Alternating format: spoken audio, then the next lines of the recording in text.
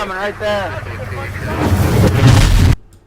All right, hey everybody, how y'all doing? All right, I appreciate y'all hanging out with us here on our Tactical Tuesday live stream. Good stuff indeed, good stuff indeed. I got you guys visiting me in a different spot now, different website. This is Tactical Rifleman Live, or TR Live. Nice and easy way to do it.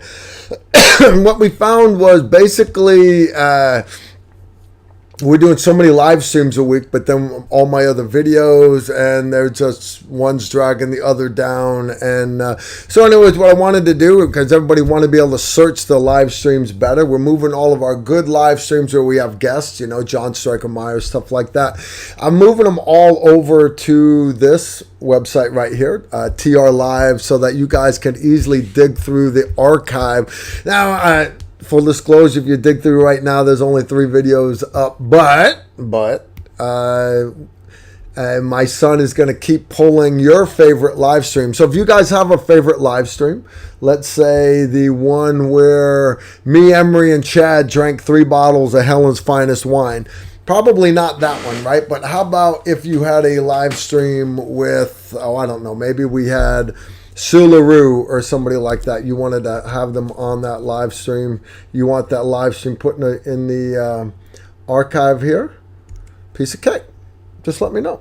Piece of cake indeed. Hey, cool part. We got a good sponsor tonight, Avanton e-bikes. I actually got my cinch sitting right here. It's actually my wife's cinch. If you guys aren't familiar with electric bikes, right, you can pedal them, but you can also run it off the battery. So it's basically bikes for fat people, right, that are lazy. That is so not true. This one right here, you see this little hinge lever right here? This bike actually folds in half. And then the handlebars fold in half. The pedals even fold in. It's kind of badass, guys. It really is. This one's called the Cinch. And basically, no shit, this thing will go like 70 miles on a charge. If you put it on level 1, I think it is.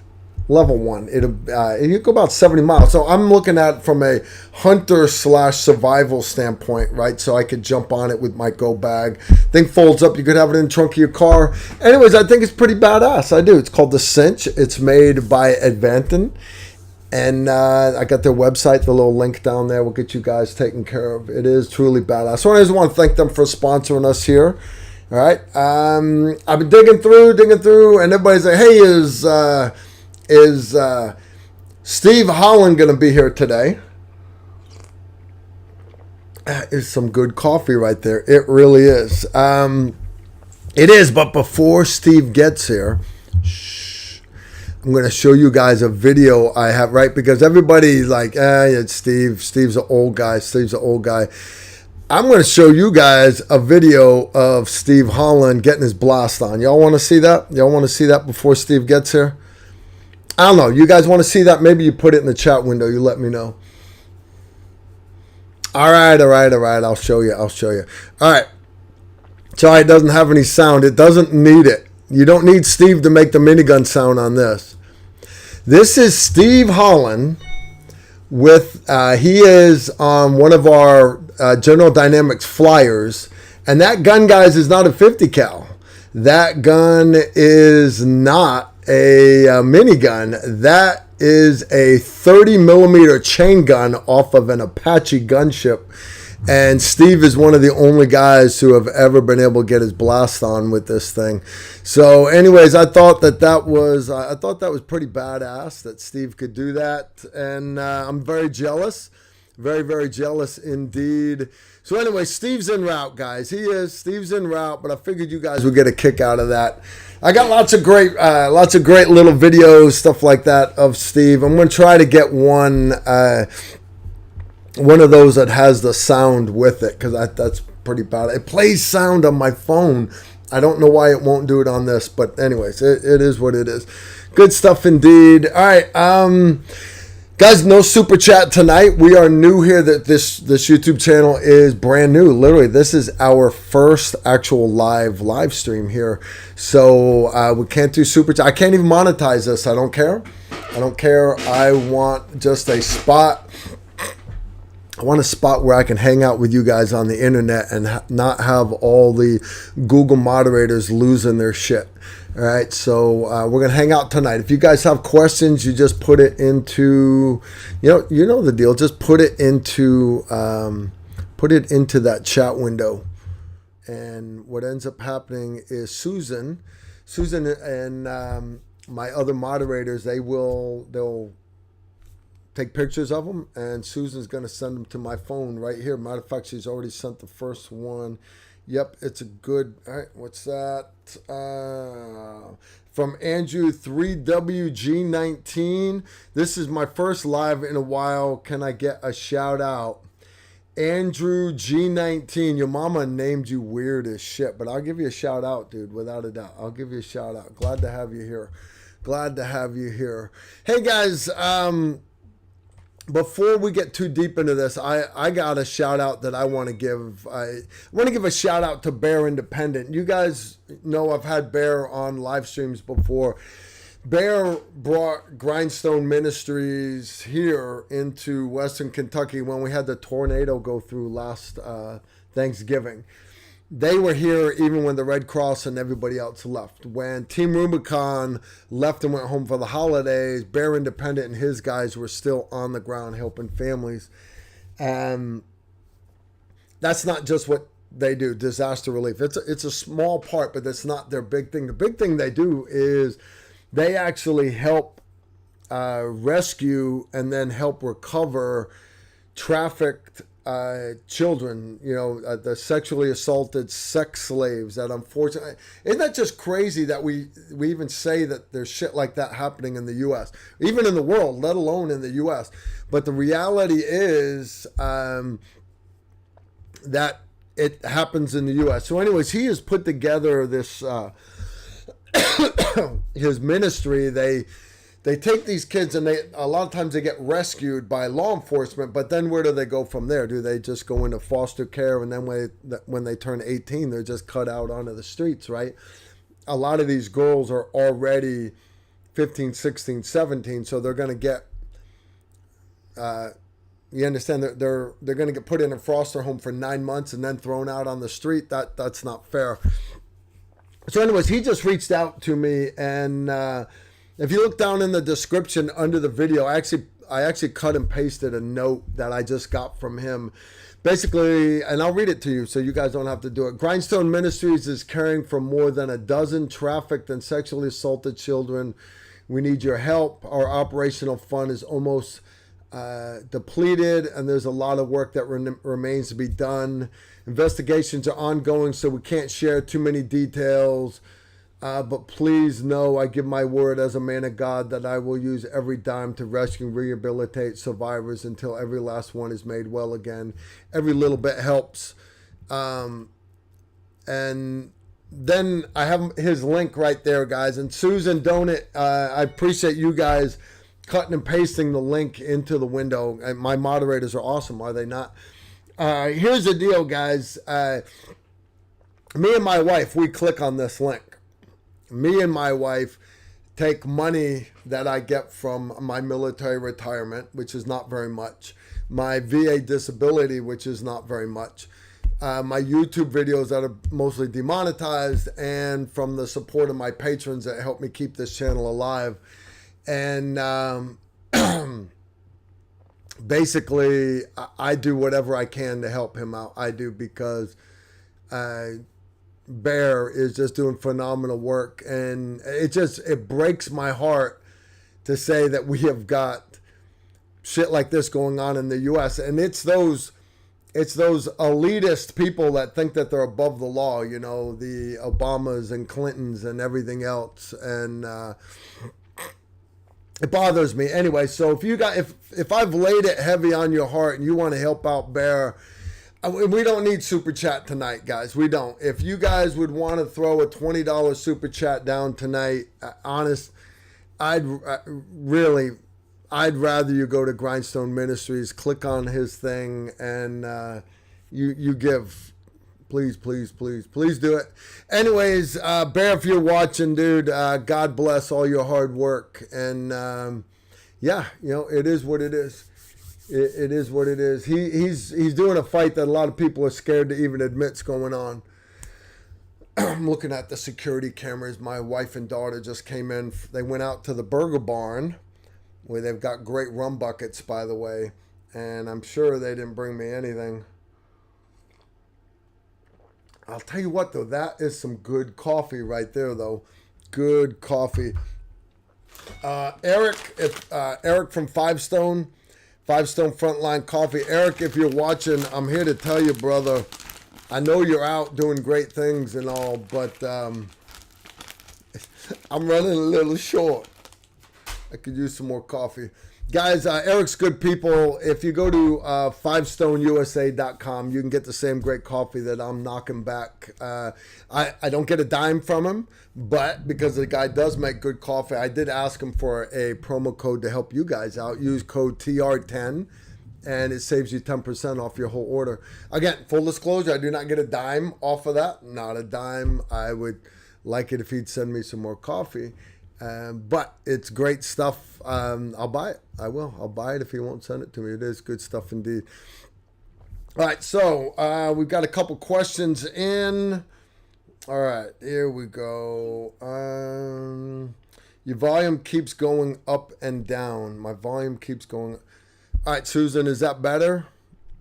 My volume keeps going up and down. I'm assuming it's because I'm moving around the microphone here. Yeah, I'm interested. What is a rum bucket?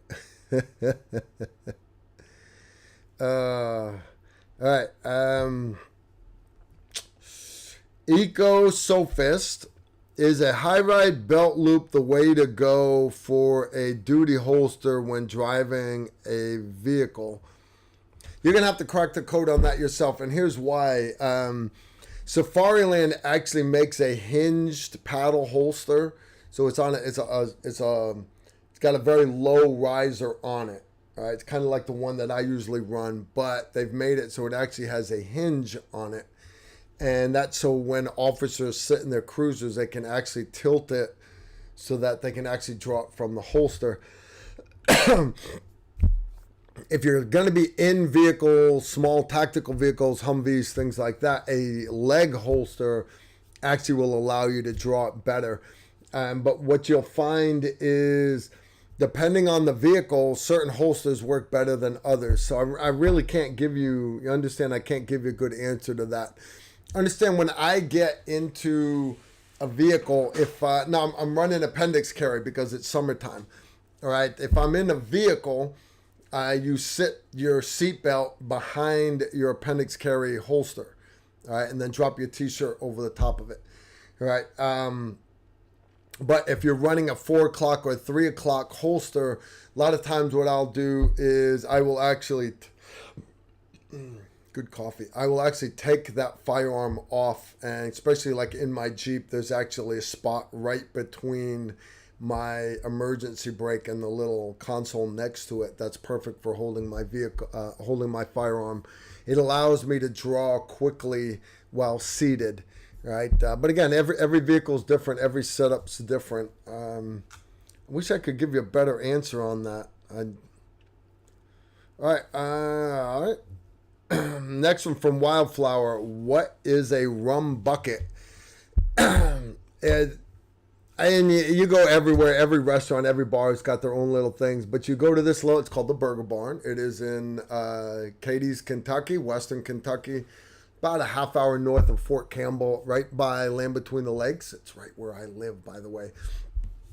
And the burgers are good there. They really, really are. The little pretzel bites are awesome. Some good appetizers. The best part, though, is whenever I go there, I'm always with great people because I always go there with my wife's family. So whether I have my nephew, my niece, their daughter, or whether I have my brother-in-law and his fiance, whether I have Helen and David, my Aunt Helen and David with us, or even if it's just me and my blushing bride, we always have a great time there. As far as a rum bucket, I don't know, because I'm usually designated driver, but on occasion, I've been known to let my hair down a bit. When somebody else is driving, I will get a rum bucket. It is a little plastic sand pail, basically, for taking to the beach. It is filled with a bunch of different fruit juices, a bunch of fruity spiced rums, and it'll knock the snot out of you when you get to about your 5-bucket limit. It'll tear you up pretty good. So how's that for an answer, what a rum bucket is? You guys understand, I figured you could come up with something better than what a rum bucket is. All right, John A. Carl, need a new trigger for my primary rifle. Any suggestions? Looking at the same way you had the TR1 rifle setup. That trigger is called the Advanced Combat Trigger. I'm told it's made by Tactical Edge, but that's Tactical Edge that told me that. So I don't know. But the name of the trigger is the Advanced Combat Trigger. I do not know if they sell them individually. There's another company that's called Zero Fail or Fail Zero. I think it's Zero Fail. They make a really good drop-in trigger. One thing I will caution guys too is that you can buy these binary triggers that have safe, semi, and then fun, where it's like bang and then bang, bang, bang, bang. It fires when you pull and when you release. Now, don't get me wrong, that'd be great if you needed to lay down suppressive fire, if you were the support weapon with a bipod and a 100-round drum, let's say. All right, but for an actual combat rifle where you're not just wanting to have fun, no. What you want, guys, is a good, clean, crisp trigger. It doesn't have to be light. Everybody wants these 2-pound triggers. I think that's way too light. Good 5-pound trigger on a gun is good. 5 pounds for an adult trigger finger, that's nothing. But you want it to break like a glass rod. And there's a lot of good triggers out there. I'll caution people away from, like I just did a video on, I finally let Pete Jones put a Timney trigger in my Glock. I'm still running it. I'm still running it. I'm still running it. But every Timney trigger that I put into my AR, every one of them shit the bed. Every one of them. And that's, here, I want you to understand why, right? They tell you, don't let any solvents get down in the bottom on the Timney trigger in the AR. They say that because they don't want the solvent to release the Loctite on the set screws, the adjustable set screws. Okay. Now understand, I don't have to oil the hell out of my Glock. My Glock, hell, half the time I'm lubing it with chapstick. The Glock runs dry just great. It doesn't move very far. But on an AR, the Armalite rifle, the AR M16 family of rifles, think of her like a sloppy whore. She likes it hot and wet. You want an AR to run reliably, you've got to keep it well lubricated. So lots of gun oil, lots of gun oil, lots of gun oil. And that includes the bolt and just the touch rims on the bolt carrier group. Now you could pull them out and put just a little bit of gun grease down those rails on the bolt carrier. But the reality is we don't have time to do that in the middle of a gunfight. We don't have time to do that in the middle of a class. So we just squirt more and more oil. And as long as you do that, it works fine. But understand, when you pull the trigger, all that excess oil is going to go across your shooting glasses. No big deal. And the rest of it's going to run down inside your gun into your trigger mechanism. So for them to say, don't do that, okay, that tells me right there it doesn't go in a combat gun. So you won't see me recommending Timney or a lot of your other race gun triggers. Right? So I'm sorry, I'm not saying go get this brand. I'm not doing that. I'm saying pick and choose what you want. I have found I like a 45-degree throw trigger. The Advanced Combat Trigger, the safety that it comes with, you can run it so it takes 45 or 90. You have the choice by just flipping it around 180. It'll go 45 degrees to take it off safe, or it'll go 90 degrees to take it off as safe. Okay. I prefer 45. I think it's a lot faster. To me, it's easier to put back on safe. And that's important to me because You think it's a threat, you bring it up, you go to put it on fire, and all of a sudden the threat no longer warrants deadly force, but you got to go hands-on. In other words, I'm going to beat the snot out of this guy with the barrel of the gun. I need to be able to put the gun back on safe very, very fast. So that is some good freaking coffee right there. Damn. Eric, you got it going on, dude. I'm looking at security cameras. Steve Holland has still not showed up yet, so I know he's coming. I know Steve's coming. No big deal, guys. We got another one here. All right, this one is here from Andrew G19. Carl, is the ATS war belts sturdy and load bearing? Yeah, without a doubt. You're not gonna wear these. You're not gonna wear these belts out, guys. And he's got two. He's got the padded one that you run an inner belt on. That's the one that you guys have seen me running for 10 years now. My last few trips to Iraq, that's what I was running, was that very belt. But then a lot of you guys, y'all wanted the latest hotness, which is the sturdy duty belt that has Velcro on the inside, and you wear an inner belt through your belt loops, and then you Velcro this one around. That's the latest hotness. And I'm like, I ran that 15 years ago, and then I switched back to this other one. And they're like, well, Carl, you should pull that other one out because that's the latest hotness. They're like, if you sold that, you could make some money off of it. So I was like, I thought about it. I was like, I didn't ever have any problems with it. It works good. And actually, I like it better in the summer. So I pulled my old belt out, cleaned it off, and actually talked to Jimmy Bonner about it. And Jimmy Bonner's like, Carl, we can make you one. You don't have to be running that old ghetto tan one. We'll make you a new one. So me and Jimmy Bonner went back and forth, and what we did was we made the new hotness, because everybody wants the new sexy belt. And you can buy the TR belt right now. You can, but there's nothing special about it. Literally, you can go. It's got the 3 layers of MOLLE, just like every other tactical belt out there, with it Velcro on the outside with an inner belt. And everybody's saying that their belts are awesome. It's not the case. Ours is just as good as everybody else's, but it's not any better. But what we're working on doing is, because a lot of you guys want to set it up like mine. You want to have the dump pouch. You want to have the medical pouch in the back. You want to have the tourniquet pouch. You want to have 2 pistol pouches. You want to have 2 AR pouches. You want to have the thing for holding your ALS holster. So anyways, we're putting that together. Now, mind you, I don't run AR mag pouches. Full disclosure, I don't. I run AK-47 mag pouches. This does 2 things for me. One, it still fits AR mags. It's just a little bit longer width-wise, which makes it, I've got a little more slush room for me to quickly put the mags in, number one. And number 2, if I'm teaching a class on AKs, I already have pouches that will fit my mags. I don't have to swap stuff out. So, anyway, so we're putting together that thing. The holdup right now for selling the whole belt as a unit is the Kydex inserts that go inside the mag pouches. They're having a hard time, for whatever reason, getting Kydex. There's shortages all across the U.S., guys. I saw pictures.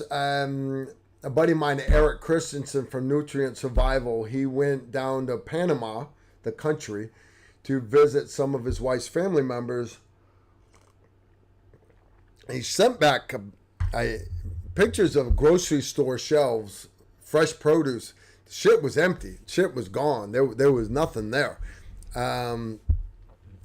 Sri Lanka, is that the name of the country, right? Where they're losing their shit, and they just fired basically made the prime minister resign. You guys know why that happened, right? It's because the country was pressured by basically the UN that you have to go green. So the country went green, no fertilizer that was not organic. And when they did that, all the crops failed. And now no food, no money coming in from the food, no money to buy fuel, and it collapses the whole economy. So for all the, and I'm all about saving the planet, guys. I'm all about saving the planet, but it's not as easy. This little ecosystem of ours, things that look real easy to AOC on the whiteboard in her sociology class, where her professor, who by the way never had a job in his life, all the stuff he was telling her that, this is so easy. You just got to kill off all the cows and then you won't have any methane gas. It's not that easy. You have to balance not just the natural terrain and the environment, but also what we call the human terrain and the economy of all these different nations. And they're all linked together, guys. They really are. They're all linked together. So is all the jackassery that Putin's doing raising the price of fuel a little bit? It's raising it a little bit. 10, 15 cents. But you understand how Trump got that price down was he opened up the spigot on American fossil fuels. It's here. We got it. I know you guys don't like Trump. Y'all don't like Saddam Hussein either. Me and him got along. Next one's from Grog. Hi, Carl. Are you still selling your iFacs? And if so, how do we order them? Thank you. Actually, I am still selling my iFacs. I just sold only sold a couple at our last medical class, which was last Tuesday. Wednesday. Last Wednesday. I don't push selling them. If people ask to buy them, I have them there at the class. Basically everything that we cover in the class. I won't say everything, but we had a great medical class. We should have done a couple more hours of hands-on. That's the feedback I've been getting from students, like chemistry student and Honey Bunny.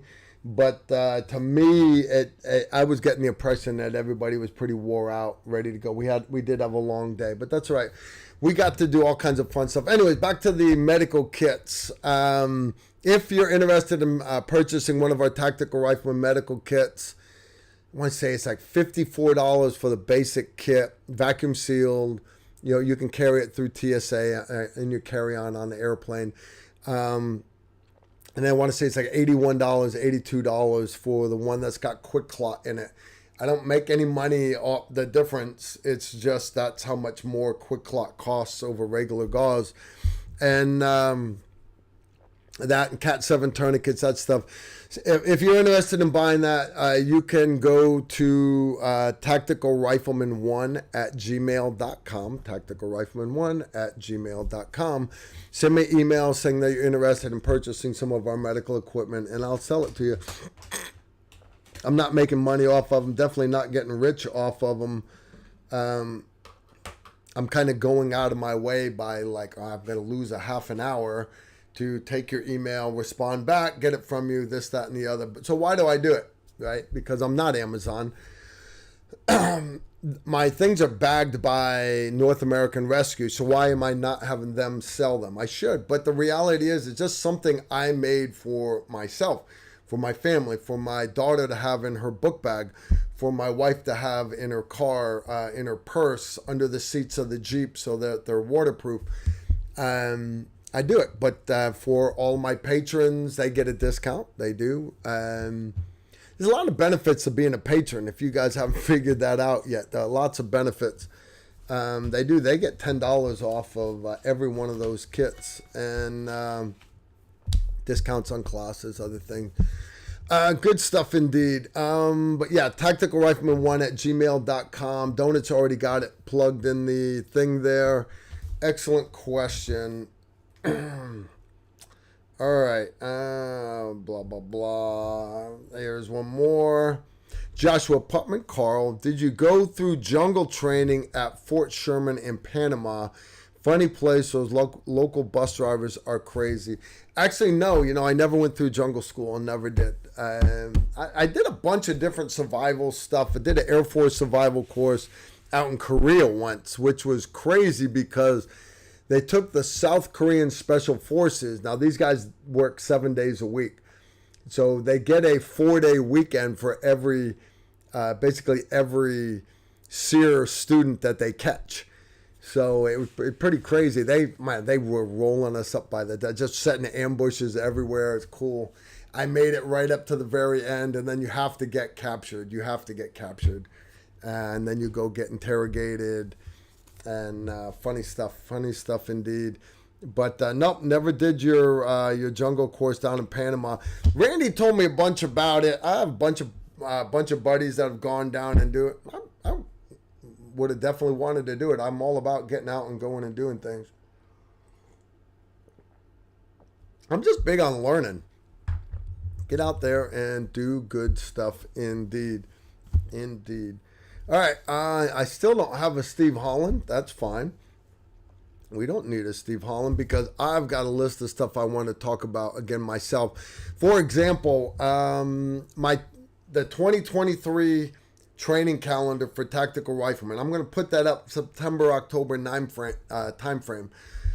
Finalizing classes for next year. We're going to be adding some concealed carry classes, some other specialized fighting classes, stuff like that.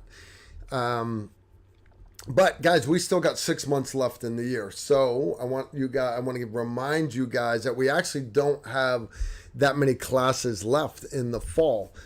We've got right off the bat in August, because August is too hot to get outside and shoot. We just ran a class and it kicked everybody's ass. It did. Pistol and pistol carbine, those were some hot days out in the sun. It's cool. But if you still want to train in August, find an indoor range, or 13 August, that's only, a few weeks away. We're doing our medical class again, Basic Tactical Combat Casualty Care. Same class we just did, and we are doing it at Montgomery County Shooting Complex. It's going to be indoors. Travis Hall is going to be there. I'm going to be his assistant instructor. We're going to have us a great class indeed. What we do is we take your what the military does, Tactical Combat Casualty Care, TCCC, and then we modify it for civilians. Now, don't think that means water it down, because it does not. The military, when they get wounds, they really don't deal with torso wounds that much because everybody's wearing body armor. 90% of the wounds are to the extremities, the wounds that can be treated safely.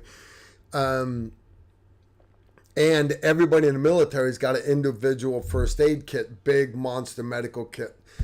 But let's fast forward to you guys. Active shooter at the mall. Funny how I use this analogy all the time, this hypothetical situation.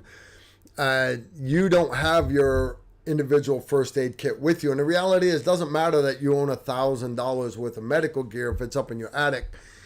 Active shooter at the mall, it's what you have right there. So it's not about just having a tourniquet. What about if you need 3 tourniquets? Know what makes that Cat 7 tourniquet correct. And then when you don't have a Cat 7 tourniquet, you can make one expediently using that $100 silk scarf, using the 7 forks that you got from the food court stacked together, using them as a windlass so they don't break, because one fork would break. See what I'm getting at? Gauze to pack the wounds and ace wraps to keep it on. You can cut off the bottom 6 inches of the t-shirt of the guy standing next to you with his iPhone filming everything, and that t-shirt can be packed as gauze in a wound, right? So anyways, we cover stuff like that. We try to do a good class, and again, that is 13 August. We have them again later on in the year, but 13 August is the one coming up. I really, I think I got 3 to 5 slots left for that class, and it's not a big class, but it is a great class, guys. If you carry a gun, you need to have medical training. You really do. Now that's August. Now September that's when we do our big blast. We have a week long of Combat Pistol 101, combat pistol carbine, followed by carbine zero mastery, followed by the 2-day advanced pistol carbine course. So literally, you could do 6 days straight, and it's badass. Again, we're doing that here in Tennessee. It's an awesome range, awesome classroom, and the ranges are manicured.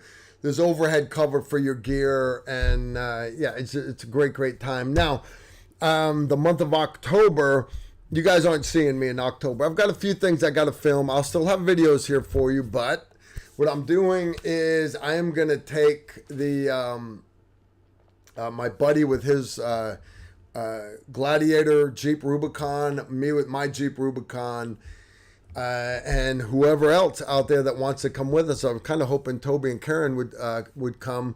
We are going on a tactical rifleman overland excursion. We are going to start at Tampa, Florida. We are going through Kentucky, through Wichita, Kansas, all the way to Moab. We're going to stay in Moab for a few days. Camp out, run the trails, everything. We're going to stay right there on site. That's where I'm going to park my camper. From there, we are going to drive all the way across Nevada. We're going to jump across the border into no man's land, into California. We're going to hit the Rubicon Trail, the iconic Rubicon Trail. If you own a Jeep or off-road vehicle, it's on everybody's bucket list to go do the Rubicon Trail. We're going to do half the Rubicon Trail. We're going to camp out there on the Rubicon Trail, tents, all that stuff. Then second half the Rubicon Trail the following day, and then from there we're going back to Moab, and we're going to spend some more time at Moab. Actually, we're going to move most of the group there. I'm going to actually go spend one day at the headquarters of Nutrient Survival, that company that makes the freeze-dried survival foods. I'm going to go tour their factory and film a little video there. But then I'm going to catch up with everybody again back at Moab. We're going to hang out at Moab. I've got a great buddy from my old SF unit. He got out, and long story short, he works for other government agencies, and basically he teaches off-roading. And we're not allowed to film him at all, not at all. But he is going to hook us up with all the best trails, all the great technical stuff for learning and everything. And we're going to film a bunch. I'm bringing my son. We're going to have drones. We're going to have all his camera equipment. We're going to have GoPros and 360 cameras to put on the vehicles. We're digging up sponsors. So far, we got $2,000 worth of gas sponsored. If you know anybody that wants to help sponsors, if you know anybody at BF Goodrich or Nito Tires that wants to sponsor, that would be awesome. But honestly, if any of you guys out there have a overland vehicle, you want to go do Moab, you want to go do the Rubicon Trail, shoot me an email, and we'll add you to our list. Without a doubt, it's going to be a great time. Now, that's the first 16 days of October. From there, I come back. I got a week basically to repair the Jeep, and then we are going back down to the Round Canopy Parachute Team down in Palatka, Florida. I'm going down early again to get recertified as a jump master, and then I'm going to help run airborne school. So anybody that's wanting to sign up for that, I believe it's already filled. But you can double check with them, throw my name, say, hey, I really want to get in. There might be some late cancellations. But the final day is the 29th and the 30th, which is the Saturday and Sunday. That is Operation Black Cat. And they're going to have the C-47 Tycho Bell again. They're going to have a UH-1 helicopter there for doing rides. And they're going to do a water jump again. And it's going to be a great time. It really is. It's going to be an awesome time. If you guys remember, last time I did the water jump on Halloween, I jumped out of a perfectly good airplane wearing my Winnie the Pooh costume. Guys, I just want to show you this one. I got Ray Craddock Ray Craddock, he's in surgical ICU. That's his blushing bride, Sandy, with him. And Ray is watching the live stream right now. I think that is awesome. Ray, we wish you all a speedy recovery. I told you not to be texting while you were driving. It's your own fault, dude. But yeah, Godspeed in your recovery. He's out in Hawaii. How fast can you go in Hawaii? I mean, it's like go around the island, go around the island, go around the island. All right. So anyways, I don't know. He must have missed one of those go-arounds. All right. Ray, I'm glad you're watching. I'm glad you're enjoying this. Fun stuff indeed. Andrew G19's back again. Hey, Carl, this is left field. But there was a guy that would come in the range I used to RSO at, and he said he was a Green Beret. He lost me when he said Green Berets were clipped. Is that true? Clipped. Green Berets were clipped. I got no idea what clipped means. Maybe that's... What does clipped mean? And y'all keep it PG-13. He said Green Berets were, chipped. Chipped. Green Berets were chipped. No, that's total bullshit. Green Berets are not chipped, dude. Tell them to shut the fuck up. God. Yeah, they put a microchip in you, man, so the CIA can track you wherever you go. Total bullshit. No, chipped. I'm sorry, guys. I read it wrong. No, guys, they do not put microchips in you. Number one, do any of you guys even realize how microchips and transponders work? Right? It has to have an electrical source, guys. It has to have an electrical source. Now, literally, the one in your dog, you come right up to the thing and you're wanding it, all right, just to see if it's actually there, all right? But it's not giving off a big ding, ding, ding that the Predator drones can pick up. That is so not how that works. When you put a transponder on a vehicle, it's like you guys understand, when you put a transponder, this is a transponder, by the way. Y'all walk around with transponders. There's no reason for them to give you a chip. My wife was worried that the government was going to give them a chip. They don't have to give you a chip because you already voluntarily carry one around with you. That's just the truth, guys. But this, if I put it up underneath your vehicle, this is only good till the battery goes dead on it. It's the same thing if I was to stick this up your rectum. I understand on some of you it would be easier than others, but understand it would only be good so long as it was still getting electricity. Yes, there are ways to get electricity from this. I got that, but not enough for this thing to ping a Predator drone. Good googly muggly.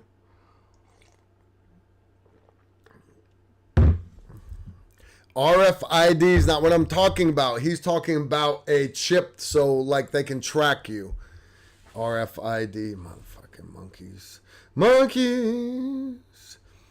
Monkeys. Yeah, I'll tell you what, Andrew, the next time you see that guy, tell him I called him a punk.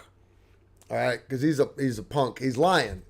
Don't get me wrong. I guess it's okay to lie to keep the legend going. But it's like when you see these kids that are making money on the internet. They wear multicam. They dress up like they were in the military, and then they're doing videos like they're teaching shit that they learned in the military, except they were never in the military. But then they say, well, I would have been awesome in the military, and the military should learn from me.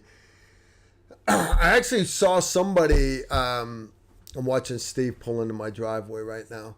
I actually watched this guy turn in on his resume that he had over 36,000 hours of simulated combat. And the guy sitting next to me was like looking at, he's getting ready to hire 3 guys. And he's looking at this. He's like, Carl, what is simulated combat? And I'm like, I don't know what you're talking about. So he picked up his phone and called this guy. And this guy said that, yeah, I simulated combat. I play Call of Duty. And, you know, those first person video games are very realistic. They're the same as being really in combat.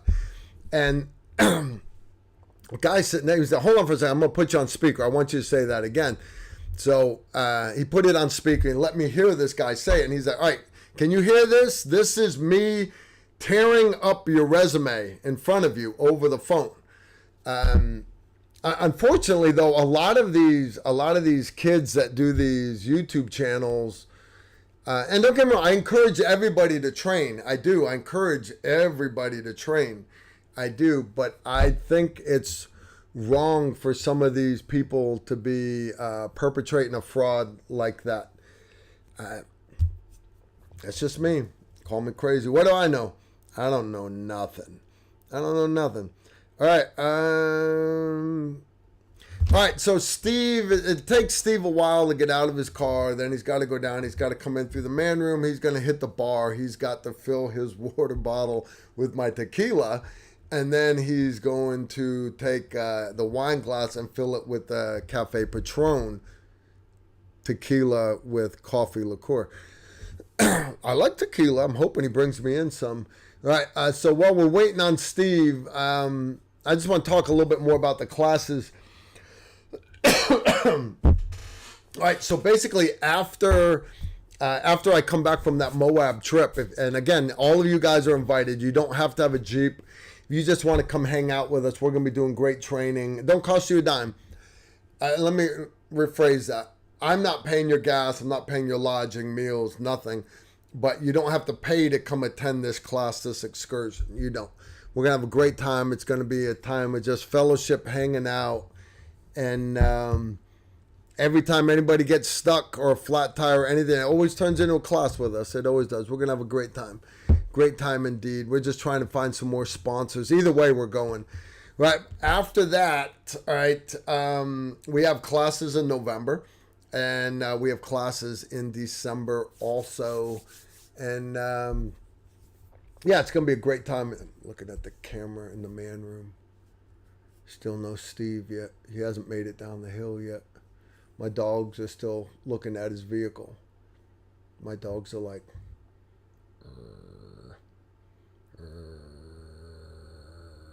All right, no worries. All right. All right. So what do you guys? So here's the deal. I want you guys to come up with some great questions for Steve Holland. But when Steve shows up, not yet. Don't do it yet. I want you guys to just flood the chat room with "Hi, Steve. We love you, Steve." Stuff like that. Because seriously, Steve drives an hour to be here with you guys. I want that to sink in. Steve don't get out much. Steve needs to get out more. And anyways, I value having Steve in my life. I really do. Steve is good people. And so, yeah, y'all make Steve feel welcome. Please, please, please make Steve feel welcome. All right. Yeah, let's surprise Steve when he gets in here. Let's surprise him. Let's surprise him. You guys put lots of sexy stuff for Steve. Will you do that for me? I appreciate it if you guys would do that.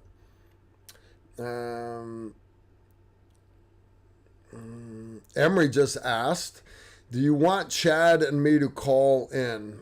No. I have Steve here now. Steve here. No, Emery, I guess Emery and Chad Mormon are watching the live stream. I would have loved to have had you guys call in half an hour ago. You wait till Steve Holland shows up, and now you're calling. Oh, good stuff. Good stuff. I love this coffee. All right, so here's the deal, guys. This is our first live stream on this new channel, but not our last. This is where we're going to be doing them every week. And I ask that you guys subscribe click the subscribe button. Don't worry, YouTube will unsubscribe you every so often. Steve just opened the door to his vehicle. He's heading this way. Steve's just a couple minutes out. Gonna be awesome. Andrew G19 just asked, who is Steve Holland? Steve Holland is an SF legend. He is 2 generations ahead of me in Special Forces. Now, understand a generation is 5 years. All right, so he's basically 10 years ahead of me in Special Forces. So when I got to 5th Group, Steve was already a master sergeant, was already a team sergeant. But Steve, back in the day, he was on, he don't like to talk about it because he had to sign the whole non-disclosures and everything. Steve was on a green light team. Those are the guys that have to halo in the rucksack nuke. Serious as a heart attack. And that's how Steve got into his whole sniper. He was already sniper qualified, everything back from the 82nd. But Steve, they would bury the nuke, and then they'd have to overwatch it with the 30-06 sniper rifles until they reached the minimum time on the timer for them to haul ass to get the minimum safe distance. And then they'd take off running, and that didn't give the people enough time to dig it up and turn it off. Fast forward, Steve did Steve stood up the sniper locker at 5th Group, did all this great stuff all through Somalia and everything.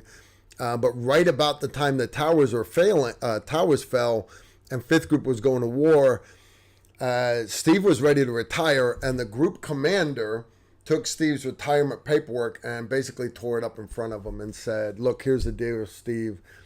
I need you to run my force modernization. We are going to war and we are not ready. I need new gear. This is what we need. I want you to run it. And that's usually a slot where somebody would stay for 2 years. Steve ended up being in that office. He ran it. He completely revolutionized it all the way across U.S. SOCOM, to the point to where everybody in the industry, officers, civilians, enlisted, everybody in corporate America knew who Steve Holland was. 2002, when I went to SHOT Show, my first SHOT Show, I just got back from the initial invasion of Afghanistan. I've been friends with Steve for quite a while. I went in there, and he was wearing a badge that said Best of Show, or Guest of Show. He was the guest of the entire SHOT Show. He was the man, the number one man. That's how important it was to get Steve Holland to actually talk nice about your gear.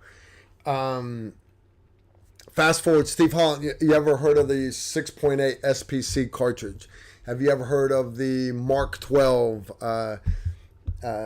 special purpose rifle that shot the 77 grain Black Hills? Did you ever hear? Those are 2 programs Steve Holland invented, basically made. The original Mark 12 SPRs were made by Steve in his workshop at his house. He never got any credit for any of this. So anyways, I'm big on getting Steve some credit. So anyway, Steve is coming in right now. And we'll see Steve here, and I'm watching him come in. He just came in the back door. Yeah, good stuff indeed. I got a couple more come in. Can you give some recognition to the Americans who have stopped the maniacs from killing innocent civilians lately? To the Americans who have stopped the maniacs from killing innocent civilians lately. No,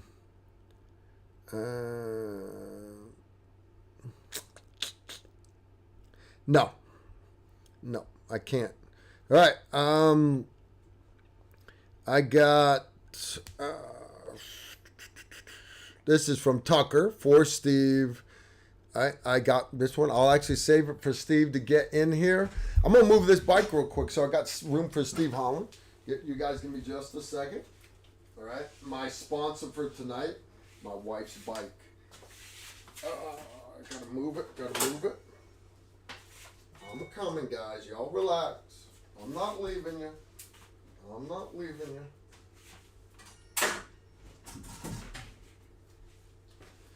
All right, guys, I'm back. All right, so I had to move my Advanton bike. I got to make room for Steve Holland here. All right, good stuff indeed. Yep, Steve is making himself comfortable, and we'll see him here in just a minute. All right, got another one. Carl, any chance you might consider selling vehicle magnet with TR logo? No. Honest, because somebody would steal your shit. No. I sell TR stickers. I don't sell them. I give them away. People want the patch off my hat. You want the stickers. I got the stickers. They're awesome stickers, dude. They are. We even have one.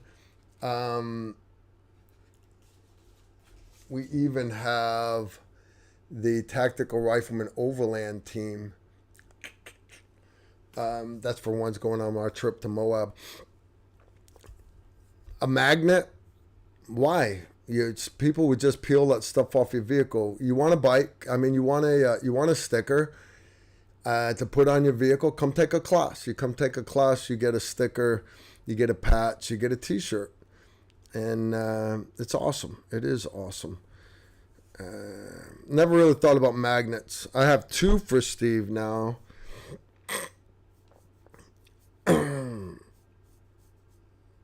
Okay, that's from Michael Johnson. All right, I will save those 2 for Steve. I know Steve is coming. I saw him come in. I don't know what he's doing. You just never know. All right. Emery, I guess I should have had you and Chad Mormon call in. It would have been quicker.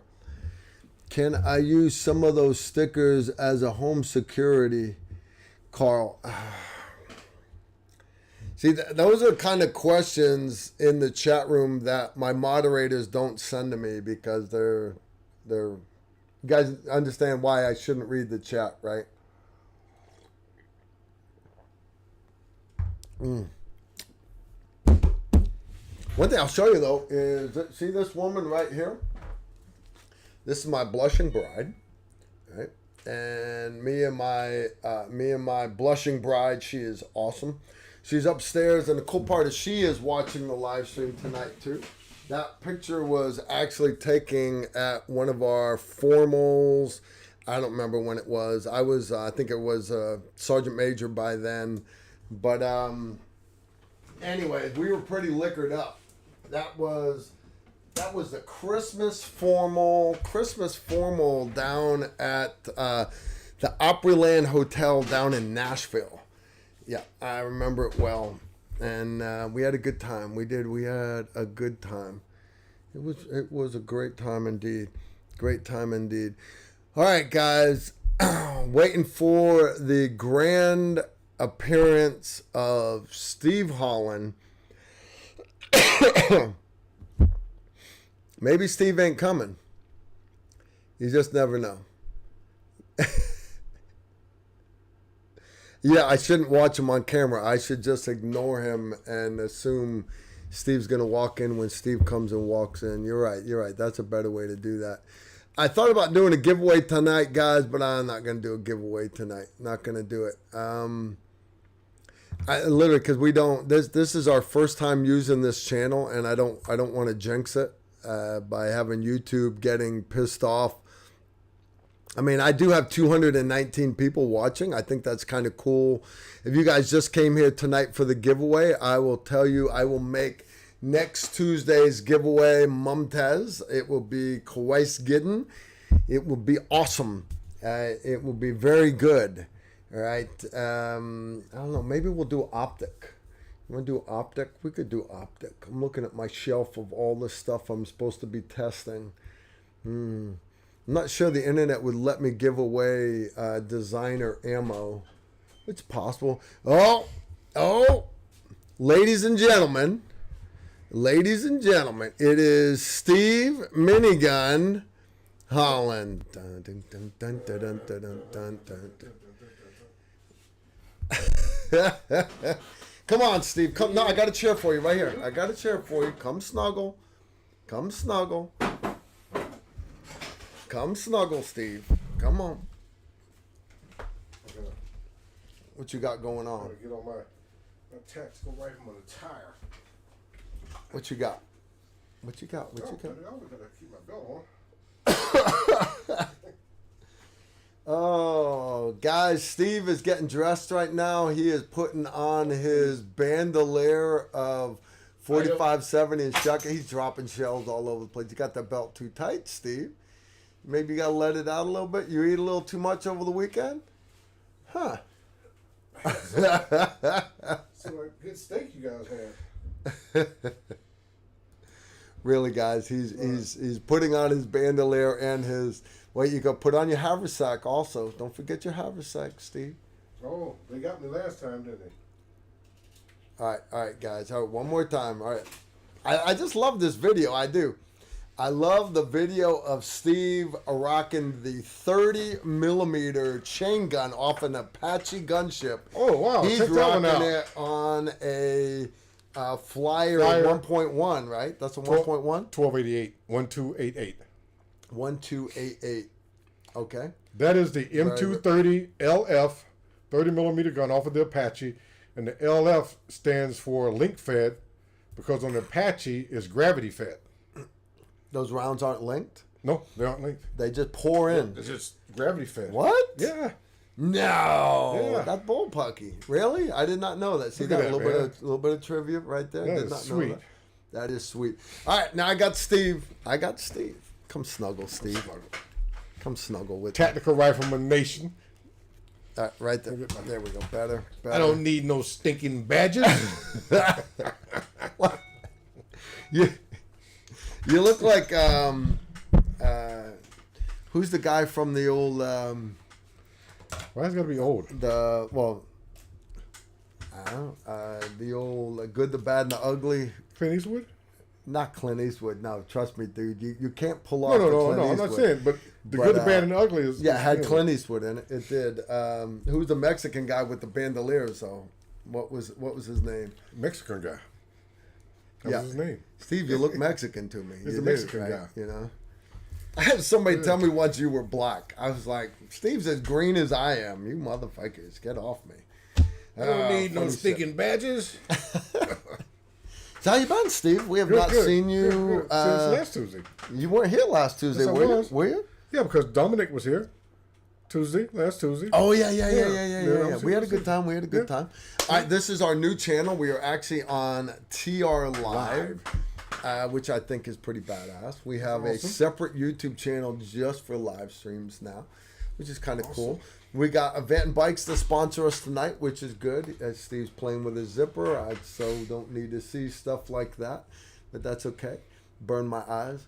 So anyways, we had a couple questions come up, Steve, while you were walking in. Not that we were stalking you, coming down the sidewalk, watching you on all the cameras, but let me go back by here.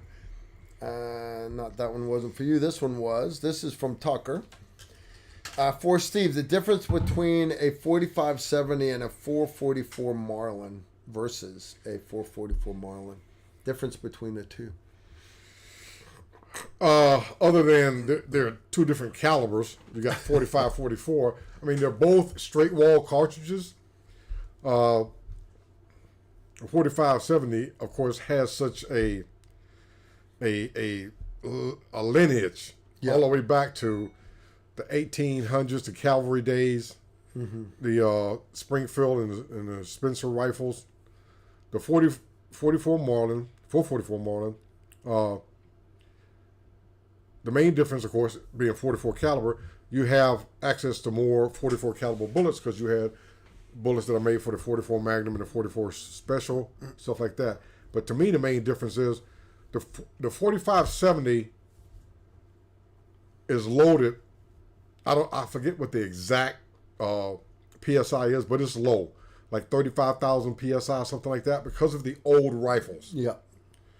The 444 Marlin, since it's a modern cartridge and didn't start off with 45 bullets, 70 grains of black powder, it is loaded up to, I want to say 45,000 psi, maybe 55,000 psi. So it's going to run up in the high 1900, maybe 2,000, 2,200 feet per second range, where the 4570 is going to always be somewhere in the 13, 14, 1500. Like this load here is this is a modern load. This is a hunting load. Oh. Yeah, you do that. And but it's still, the manufacturers keep it at the old specs because they're afraid someone would have an old trapdoor Springfield rifle and stick this cartridge in it. Yep. And boom. So the 444 Marlin is always going to run, just off the top of my head, go back and check the facts online, but probably about 400 or 500 feet per second faster than the 4570 all day long.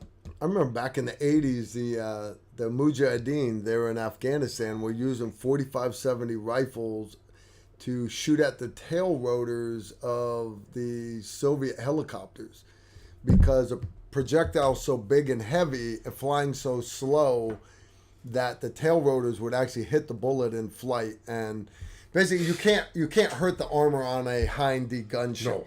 No. But if you could take out the tail rotor, a Hind doesn't hover very well at all. It doesn't. It's not made for hovering. It's made for making gun runs and delivering troops, stuff like that. But anyways, it didn't work very good for them when the Soviets went into Afghanistan. And then, of course, the CIA showed up with our Stinger missiles, which work very, very awesome.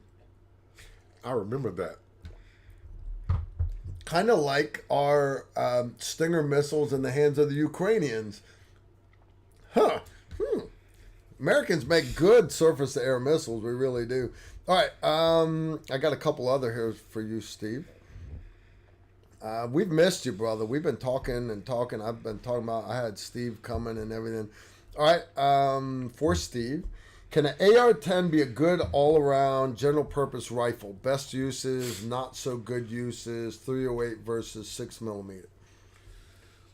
I think I discussed this before, and again, We beat it all, but we have new viewers. This is America, and we have the Second Amendment. And we have access to so many different cartridges and rifles, platforms, that sort of thing.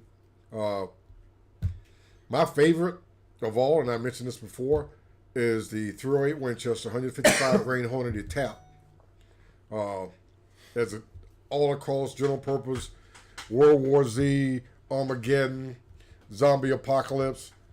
Again, go with ammunition that's available. Not saying that 6mm or your 6.5s, your 6.5 Creedmoor, 260 Remington and stuff like that aren't great cartridges.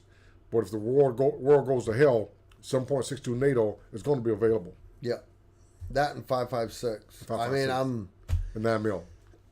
Yeah, the planet has basically been blanketed with 5.56. It used to be there was AK ammo everywhere, but now there's 5.56 ammo everywhere. Chemistry student, hey Steve, would you still chamber the Mark 12 in 6.8 or has something better come along yet? If it was up to you. If it was up to me, I would do what I wanted to do, which is going back to stolen valor, stolen technology, LWRCI, where their guy took the magazine design and the receiver design and everything I had for running the 6.8 from 2.25 to 2.30, which is optimum for that cartridge. If you're going to stay inside the 5.56 magazine well at 2.25 overall length, the 6.8 is probably the best you're going to get. I know a lot of people out there like the 6mm arc, but that's just another. They took the 6.8 case. If you take the time to take a look at it, took the 6.8 case and necked it down to 6mm, and so it's basically instead of 6mm arc, should be 6mm. It's dash 6.8. It's more aerodynamic. It's thinner, so it's a little longer projectile. Yeah. It's going to be better for range. But then again, you got to remember, the more you go down in caliber size to remain a BC, you have to stretch that bullet out. So with the 6.8 running optimum at about 115 grain, 120 bullet, 20 grain bullet, if you go 120 grain bullet in a 6mm, that bullet's going to be long. So the bullet's going to sit down inside the case and take away powder capacity. So you would have to maximize it by running it out, going again to 2.3, 2.35, 2.40 overall length. So that again, that requires a different magazine and a different receiver. Hope that answers your question. Andrew G19, hey Steve, thoughts on the new machine guns from SIG the Army just adopted with the weird calibers? It's the they're all watching. Garantham just did a tour of the SIG factory. The new general purpose machine gun is a 338 Norma, and it's it is a great gun. Supposed to replace the M240 Bravo and the Mardeus. Supposed to. I'm just saying. They're saying it's supposed to replace both of them. Okay, 338 Norma, 300 Norma was developed by a good friend of mine, Mr. Jim Sloan, who's a great American. Jim is in his 80s now, and Jim is from that old school of guys we had. Jimmy Sloan, J.D. Jones at SSK Industries, guys like that. I mean, they were mountain climbers, man. And those are the guys that when I was coming up, they helped me. I worked on the 338 machine gun. The one that we did a review of was the one that was being built by General Dynamics. Okay. Which was I've actually got video of that being fired from the flyer vehicle. I'll send it to you next time we put it on the show. Mm-hmm. That is a great cartridge. When we did a demonstration at 40AP Hill for Tiswick, and we were shooting the General Dynamics gun off of the M1288 flyer, the Liberator. The machine gun is a recoil and gas operated system, very very unique. The machine gun itself weighed about 22 pounds. It was incredible. I mean, just really absolutely incredible. Yeah, we were shooting APC targets out on the range at Fort AP Hill at like 1,600, 1,700 meters, no problem. I mean, just dead on every time. It's an amazing cartridge, and credit to Jim Sloan. But I don't see that replacing the Mardeus. I can see that in a vehicle machine gun. I can see it in a defensive position type machine gun. I really don't. I mean, if you can keep it at 22 pounds, I don't know. I haven't touched the SIG gun. I'm pretty sure it's a good gun system. SIG gun's pretty light. I don't know what the weight is. You have to take into account the weight of the ammunition. You know, when you take a basic loadout for a 240 gunner is about 200 rounds, and then the assistant gunner has. And then the ammo bearer. Yeah, the ammo bearer has ammo. So let's say 200 rounds of 7.62 for the 240 is now reduced to 100 rounds on the 338 Norma, which at the same time you get so much better performance, distance, range, accuracy, penetration, better targeting systems. Very similar to the targeting system that I was using on that M230 30mm on the vehicle. That targeting system is one of the systems that we pushed for years when I was doing Force Mod, because I couldn't understand how in Desert Storm, when we had the Abrams tank with the ability that sight system had, why we couldn't shrink that capability down to small arms. It took us a while, and we first did it on the Mark 47 ALGL. Yeah, I was just getting ready to say that showed up in Fallujah.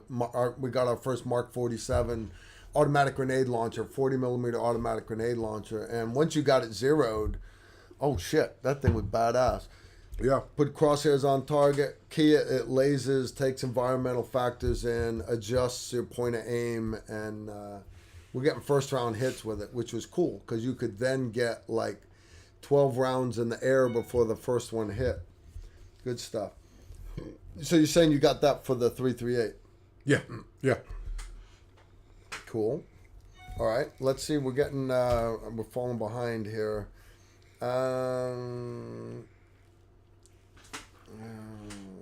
Wow, we got lots of stuff coming in for Steve here.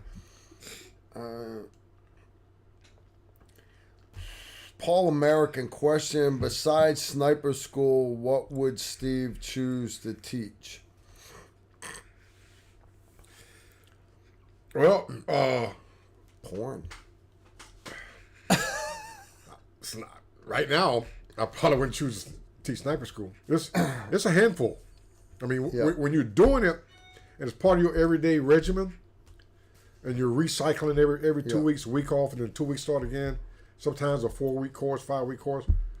But now when I look back, man, oh my gosh, out there in that heat and those stalks. We just did 4 days of classes back to back, and it wore me out. I remember one time I was doing a stalk, and I was the last one, and I said, "Hey, I'm the last guy. They got everybody else. They haven't got me."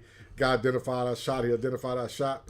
Guy says, "You're good to go. You know, 7, Yeah. 8, 9, 10. You're Yeah. a 10." And I said, "Man, I'm a badass. You know, you guys couldn't find me." The guy goes, "Oh, I knew you was.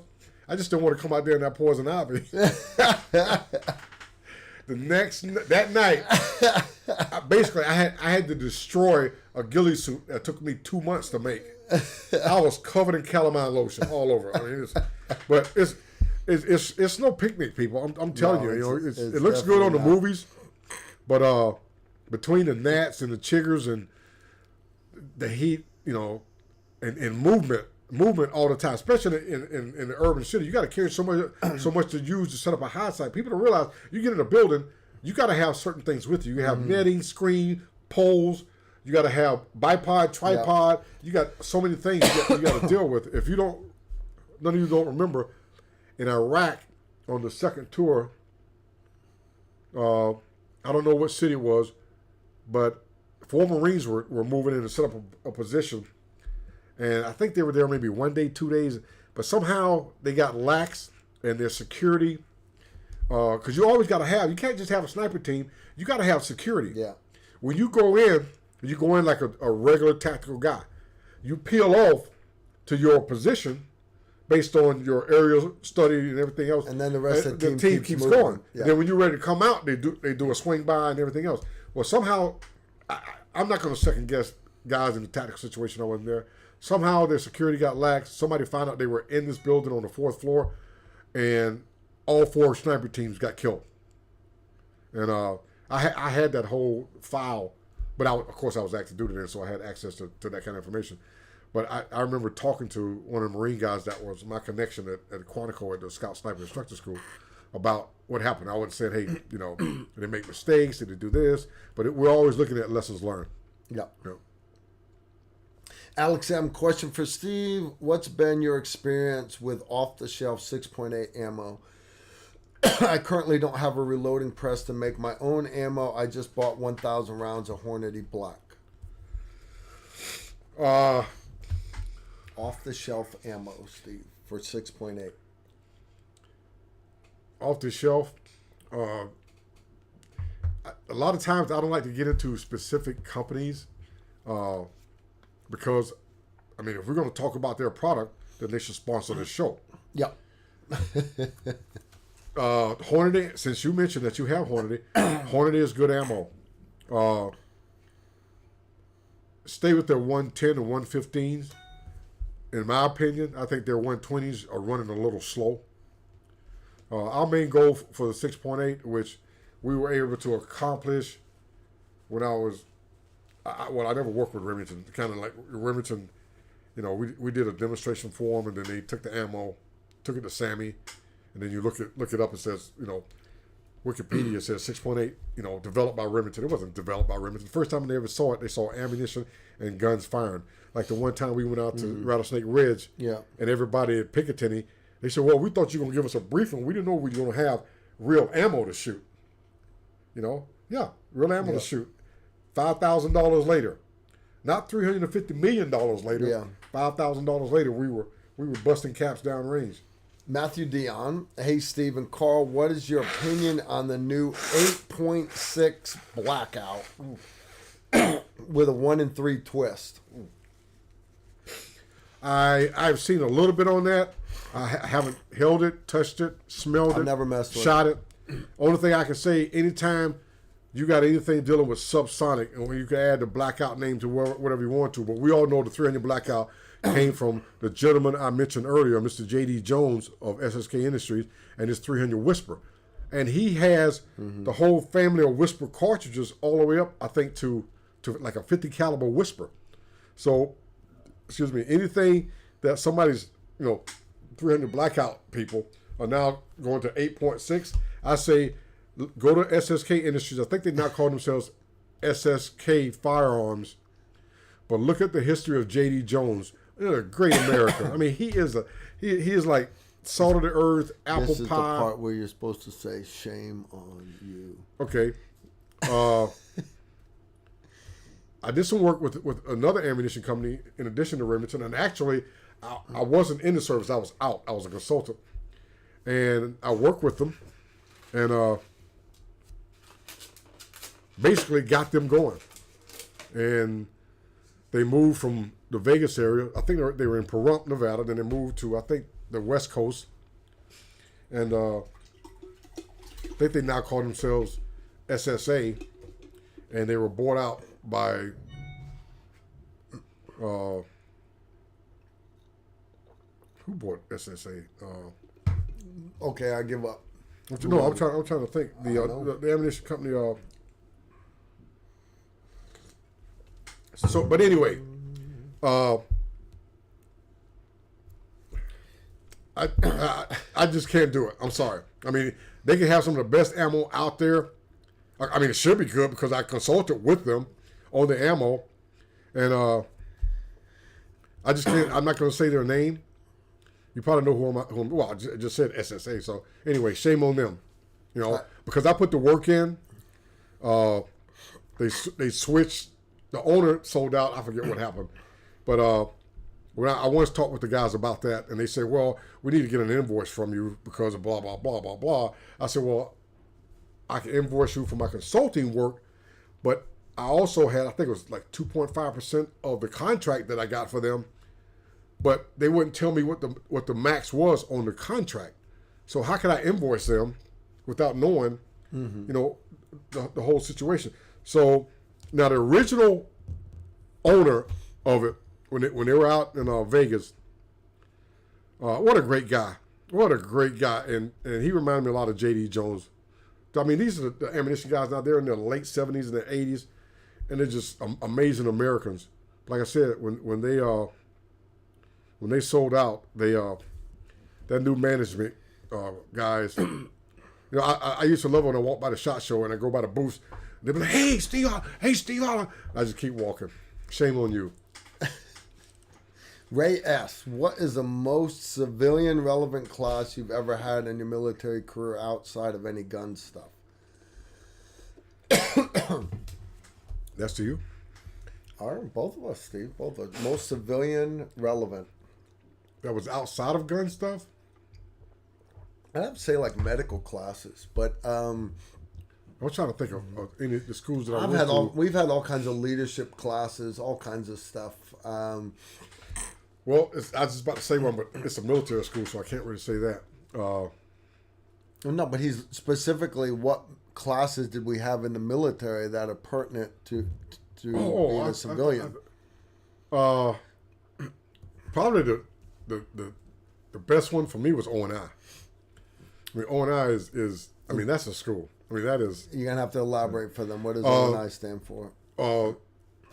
In the.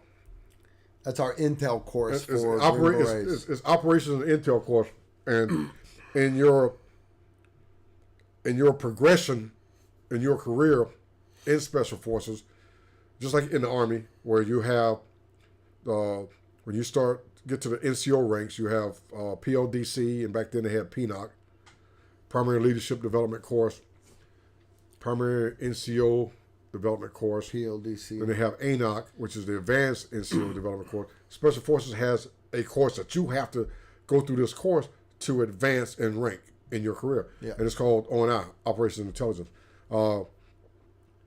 We did everything from order of battle.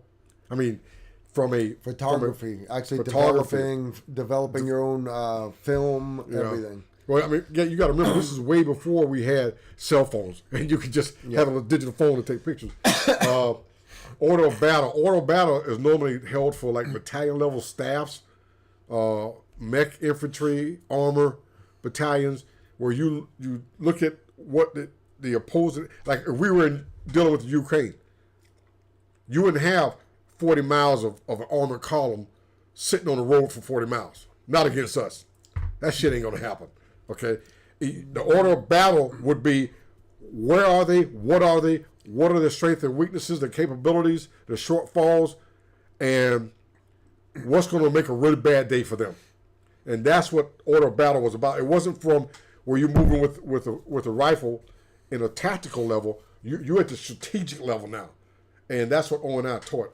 I mean, it taught so many different things that made you understand that when you go work with the Jordanians or the Egyptians or the Kenyans or the Colombian army, you're not going to just walk in as a special forces team and just meet up with another team or a platoon to teach them. You're going to meet up with a regiment.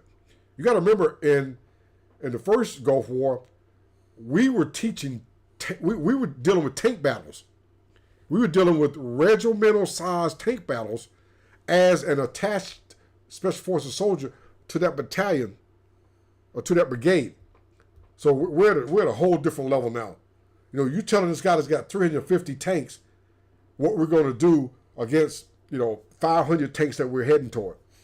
So O&I to me was like one of the, outside of tactical shooting and awareness, that was, to me, that was the best school. Of course, it's still there. Yep, they still do it today. Alton Stanfield, Steve, have you checked out the Milcore 32A1 grenade 6-shooter? Yes, I have. What the hell is that? The grenade launcher has got looks like a big revolver. It shoots a 40 millimeter grenade. Oh yeah, shit. I never. Ours was always spray painted. Yeah, I worked with the guy that developed that, and he actually came to me. I don't know how he got my name, but somebody told him, say, hey man, if you want to try to get this thing into the military, start with special ops. And you want to start with special ops, go to 5th Group and speak to Master Sergeant Steve Holland. So this guy got a hold of me, and I told him to come in, and he brought some in, and we had to go through all the paperwork. Let the hire come in, know what we were going to do.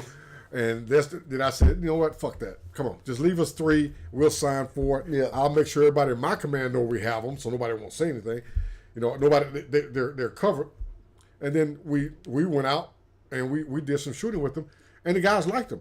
And I had one in overseas. I don't know if we were supposed to. Yeah. I mean, not me, my unit. Wick Marsh. Yeah. Actually, he'd get on the helicopter with a belt of 40 millimeter grenades, carrying that little son of a gun. It was a good time. I tell you, I can't remember this guy's name. I know I've got his contact information, but this is years ago when they first started. We had a demonstration out in Albuquerque, New Mexico.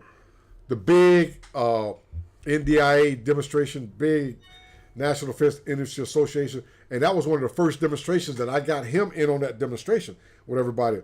And I remember that one day we were shooting, and I helped him zero it, and we were shooting him, and he was there, FN was there, SIG was there, Knight's Armament was there, and then they had the Soyuz robot.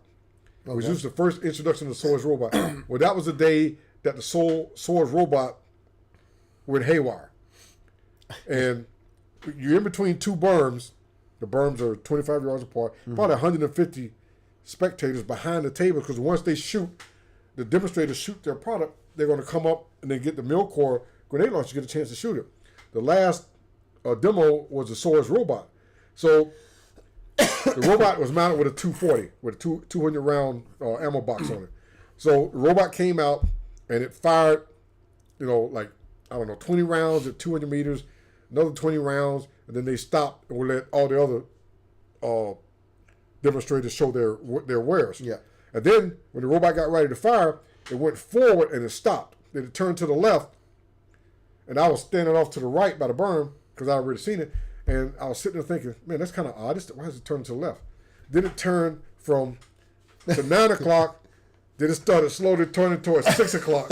And when it hit 6 o'clock and started rolling forward, everybody that had a table did the dive dance. I mean, I never seen Reed Knight move that fast. I mean, it was, that Albuquerque, they got that talcum powder dust. Yeah. Just, and all you saw, I'm looking toward the table, all I saw was dust flying. I saw women being knocked over, screaming, hollering, cameras flying, and I was thinking, oh my gosh, belt fed. Did they do it on purpose? No, it was. They wanted to show that the operator could be out of sight of the robot and control the robot. Somehow, their reasoning after the incident was it was so many cell phones that interfered with the signal. So when it turned toward the crowd with that link ammo loaded, all I kept thinking was open bolt, because it was jerking. So you got an open bolt machine gun. You don't want to jerk it.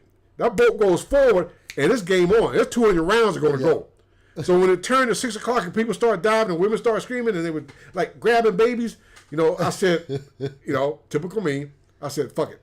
And I ran down and I grabbed it and I picked it up and I lifted it up. And the whole time I'm doing this, the treads are turning. So it's chewing my uniform. It's tearing my uniform off. And I was doing that, actually trying to fight this thing, and I turned it away from the crowd.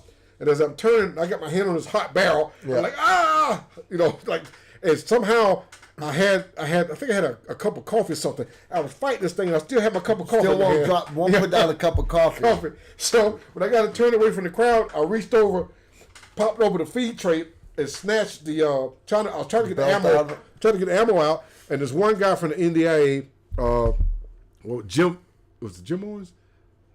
No, Sal Finelli, Mr. Sal Finelli from FM. Sal Finelli runs over and picks up the belt out of the feed tray and takes it out of the robot. And as I did my final turn, I was letting the robot drop, and the left tread just like tore my whole side, ripped my pants open and everything. And interesting thing, the next year they had the same demonstration, but it was out at Vegas. And that's when they give the Chin Award, the Hathcock Award, which I am a Hathcock Award recipient. And they had a special award for courage or bravery or something like that. And everybody's like, oh, that's something different. And they said, well, Mr. Sal Finelli, come forward. And Sal went up, and there's 500 people in his auditorium. And they go, last year we had a problem on the range, and Sal stepped up and saved the day. What? Yeah, I'm sitting there like, you know what? Man, you just got that many people that hate Steve Hall. No, it's not that. It was that I don't run up to somebody and say, bless you. I don't want somebody to say, oh, I did a great thing. Bless you. I did a great thing, so I want to be recognized. It never occurred to me. I saw it turning toward the crowd. It was a hot gun. I reached over, grabbed it, picked it up, turned it back down range, took the ammo out of the feed tray and let it go. And you can't make this up. You can't make this shit up, man. Guys. You can't make that up. I tell you what. That's funny. Ask Jay Johnson. You know why? Because Jay Johnson was one of the ones diving for cover. I don't doubt it. I don't doubt Jay it. said, not at all. Steve, all I saw was the machine gun turning toward us, and I saw you running toward the robot, and then I dive behind the armored personnel carrier. Me and Reed Knight was underneath the APC. So Andrew's back. For Steve, what's the funniest experience you ever had in the military or with Carl? I just said it. There we go. The robot rodeo. The robot rodeo. Flintlock for Carl or Steve. What type of suppressor cover would you recommend for a high volume application, silicone or cloth? Any recommendations? We're talking about everybody wants to put these Gucci covers on their suppressors. And I want to ask you, what is your suppressor cover for? Seriously, I want to ask you, what is your suppressor cover for? Because what they're going to tell you is your suppressor cover, your insulated suppressor cover, is to keep the gas from coming out and creating a wall of mirage in front of your sniper scope. What ends up happening, though, is you're still insulating. All that heat has to go somewhere, so it goes out the end of the barrel where it's still coming out in front of your scope, or it superheats the barrel of the gun, which then is messing with your accuracy, and it's still, you're going to have mirage coming off the barrel now. So honestly, and I know that's the latest hotness, everybody puts suppressor covers on their guns, but there's a reason why we never did back in the day. We never ran covers on our suppressors, and you never see adults, actual operators, running covers on their suppressors. You'll see guys running covers on their suppressors so they can put camouflage and stuff on them. But honest, don't get hung up on it. A silicone one or a cloth one, it's if you're looking for something so you can touch it for screwing it on and off, I'm not big on the whole covers on the suppressor, guys. I'm not, and I'm sorry if I'm busting people's bubbles here, because I know there's a lot of people out there that will tell you that, oh my God, Carl doesn't run a cover on his suppressor. He's so last millennium. Shame on him. Shame on Carl. Shame on Carl. No, honest dude, run a cloth one. Run we used to have asbestos covers. We had asbestos gloves for taking barrels off of machine guns. Well, one of my projects back in the day was we wanted to run surefire suppressors on our M240s. Yeah. And having to go through this whole $5 million process of having the weapon centers do the testing and all this other stuff, blah, blah, blah, blah, blah, because the 240, you got the flash hider, and the front sight of the 240 is right next to the flash hider. Mm-hmm. I mean, it's right there. So we couldn't run the suppressors on it. And so then we had to do what they call a modification work order to a firearm. And it costs a lot of money, even though it's government to government. So I came up with an idea. I said, why don't we buy some barrels from FN, have somebody take the machine, the hook, just take it off. So that's what we did. Instead of damaging or modifying the Army's M240 barrels, we bought barrels from FN and we put the surefire suppressors on, because surefire was already under contract. Yeah. All that firing that we did and had done at Crane, full auto to validate that, we never looked at having to put a cover on the suppressor. No. Not saying that there wasn't times when, but you know, when you fire a machine gun, you firing 100, 200 rounds, and I don't know what the test to destruction up at Crane is, like 10,000 rounds. It's just, I just don't remember a time when. Now, when you start shooting the big guns, like I remember shooting the Barrett a couple times with suppressors, and I had to wait for the heat waves to kind of dissipate so I could then re-engage the target. But again, I was shooting at 1,500-1,600 meters, and that target is so small. All right, next question. Michael Johnson, question for long range. Long range question. Kestrel or a SIG rangefinder applied ballistics combo. All right. So you Kestrel makes weather stations. Basically, we call them wind meters, but it is a Kestrel weather station. You can get the Kestrel weather station with the applied ballistic program in it, by the way. SIG, I understand SIG makes guns, okay, so they have somebody else make their optics, which is Holosun. They have somebody else make their laser rangefinders, but SIG, and that's what I have, guys. I'm not bashing SIG at all. I have a SIG Romeo whatever. My laser rangefinder is good for a mile, and it has the applied ballistics program in it. So I know exactly what you're talking about. It's what I use for deer hunting, right? But go ahead. Kestrel weather station, laser rangefinder, and applied ballistics program. All right. Now, running your applied ballistic program inside your Kestrel weather meter, there's only a couple of buttons there. Running your applied ballistics inside your laser rangefinder, there are basically no buttons there, and you have to use your phone. Or you can run the applied ballistics program just in your phone and use any laser rangefinder, any Kestrel weather station. It doesn't have to be the one that has the applied ballistics in it. Now, that's what I do. All right. It's saying I have an update available. All right. But basically, guys, that little icon right here, that is Applied Ballistics Mobile. All right. Yes, the military program is different. You guys do not need to be concerned with the military program with the loophole formulas, all that stuff, blah, blah, blah, blah, blah, blah, blah, blah, blah. All right. That said, I encourage you, if you can afford it, run applied ballistics in your laser rangefinder. Have applied ballistics in your Kestrel weather station. That way you have backups, because people fall on their phones and destroy their phones. People fall on their wind meters and destroy their wind meters. So it's always good to have backups. But as far as networking them all together, yeah, you can run the cord from the Kestrel weather meter into your phone, and they have a little wind arrow that you can put next to your gun. It's the gayest shit I've ever seen.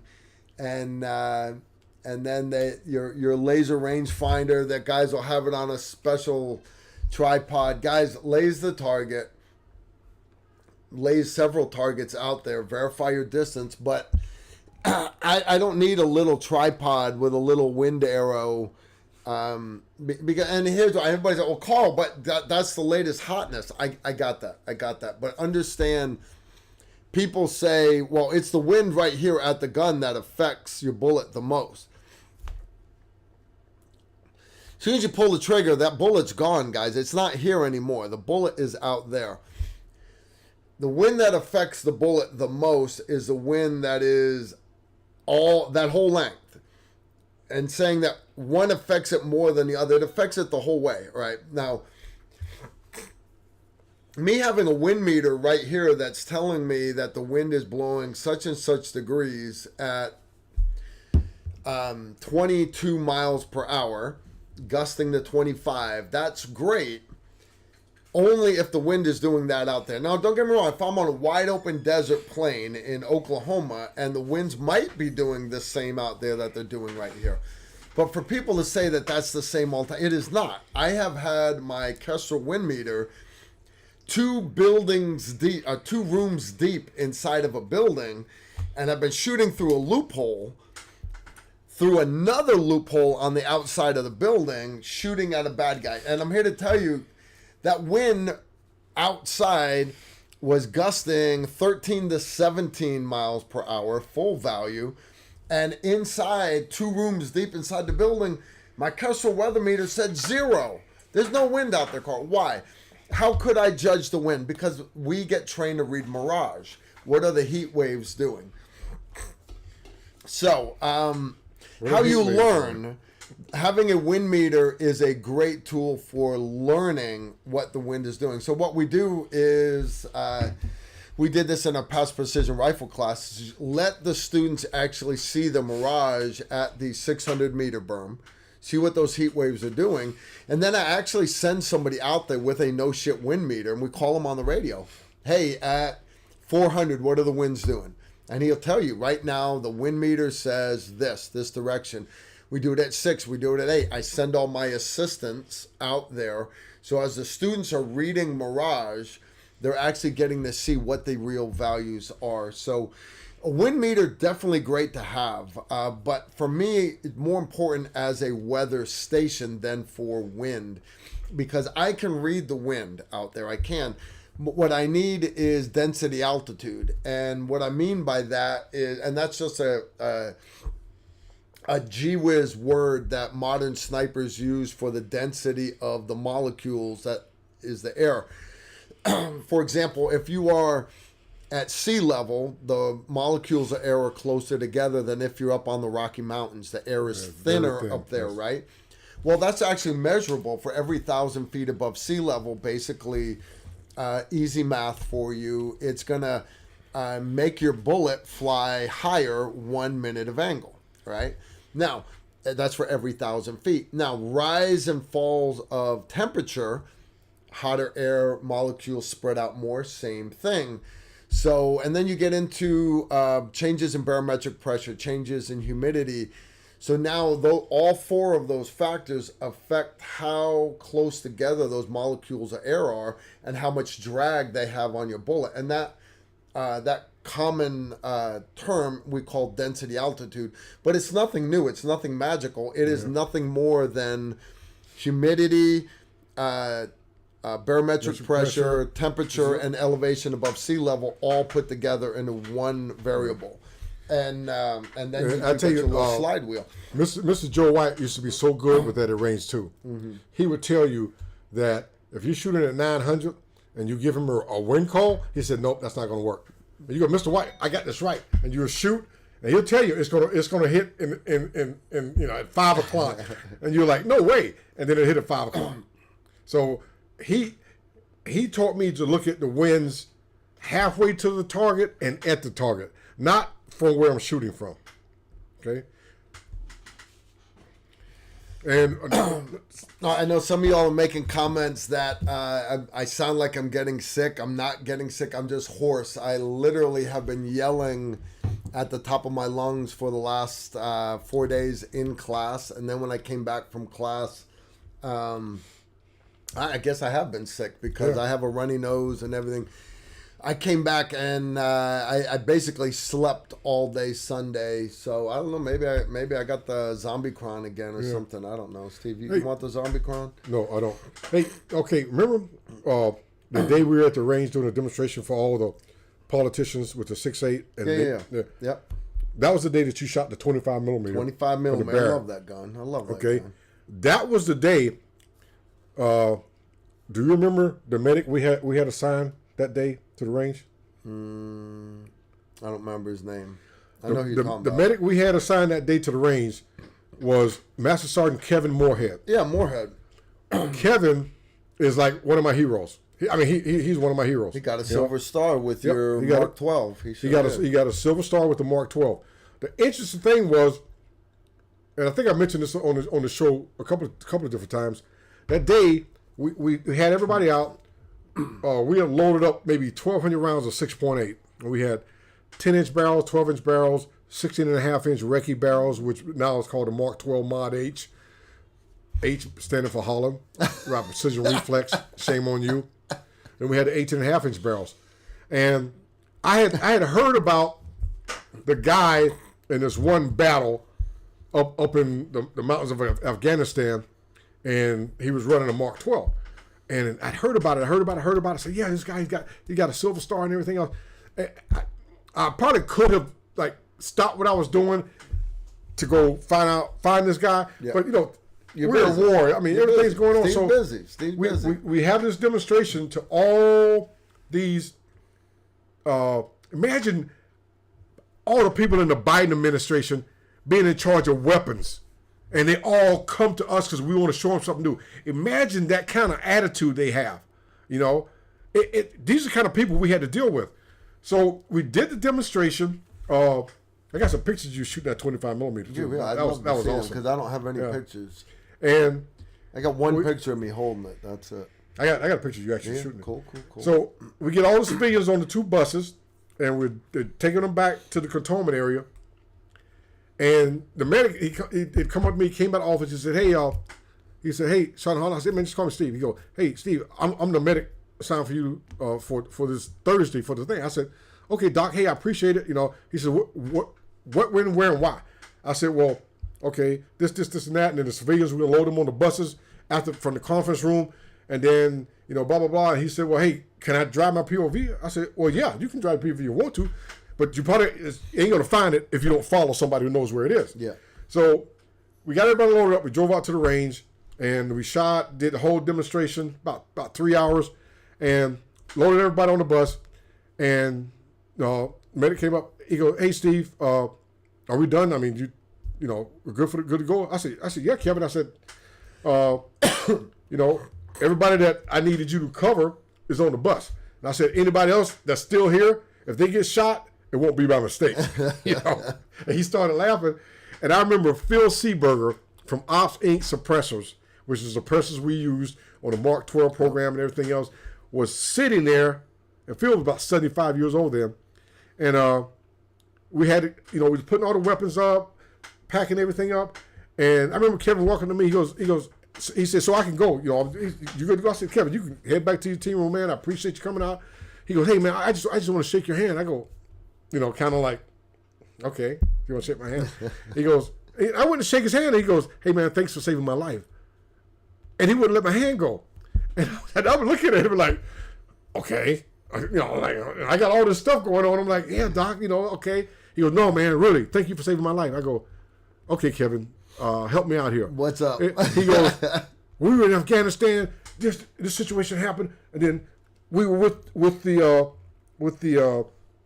Northern Alliance guys, and the Taliban came in, and there was like 40 of them. There was 50. Then there was like 120 of them, and we were trapped on top of this ridge, and they were coming up this gap, and we couldn't get anybody in there to support us." And he said, it got dark, and they were charging up, firing. He said, "I got off in an offset position, about maybe 200 meters out in the rocks," and he said, "I made my way over there." Of course, they didn't see him, and he's running. What did we have back then? PVS 7s. What was the Satmar night sight we had? 17. The hotness. Yeah, 17. PVS 17. Yeah, 17. So he was running a Mark 12 18.5-inch barrel with the Ops Inc. suppressor with the PVS 17 on top of it, and shooting the Mark 262 77 grain ammo that I got into the Special Forces community. Yeah. And from what I was told, and I didn't even know that this, I would have never thought it was an 18 Delta, a medic. Funny how medics make good snipers. No different than this medic. And At the same time that was happening, I was somewhere else in Afghanistan doing the same thing. Yeah. So when he was like, "Hey, man, thanks for saving my life," and I was like, "Okay, so what happened?" So he tells me, I said, "Did you get a Silver Star?" He goes, "Yes, I did." I go, You're the guy. I was sitting there. This guy's been with me for 3 days. I mean, he's a medic. I mean, God, we love our medics. We don't really give much respect to our 18 Bravos and 18 Charlies. Then the Echoes get a little bit more respect, but the Deltas, And I'm like, Kevin, he's a medic. We got all this, you got everything, you got this truck. Hey, if this happens, we go over everything. Someone gets shot, we got to do this right here. Someone does this, that. You got to cover all that to have a race. And when he told me that he was the guy, I was like, wow. I was like, dude, I want to shake your hand, man. I was like, we went over and over and over, and his widow, Miss Teresa Moorhead. When did he pass away? Oh man, don't make it hard on me.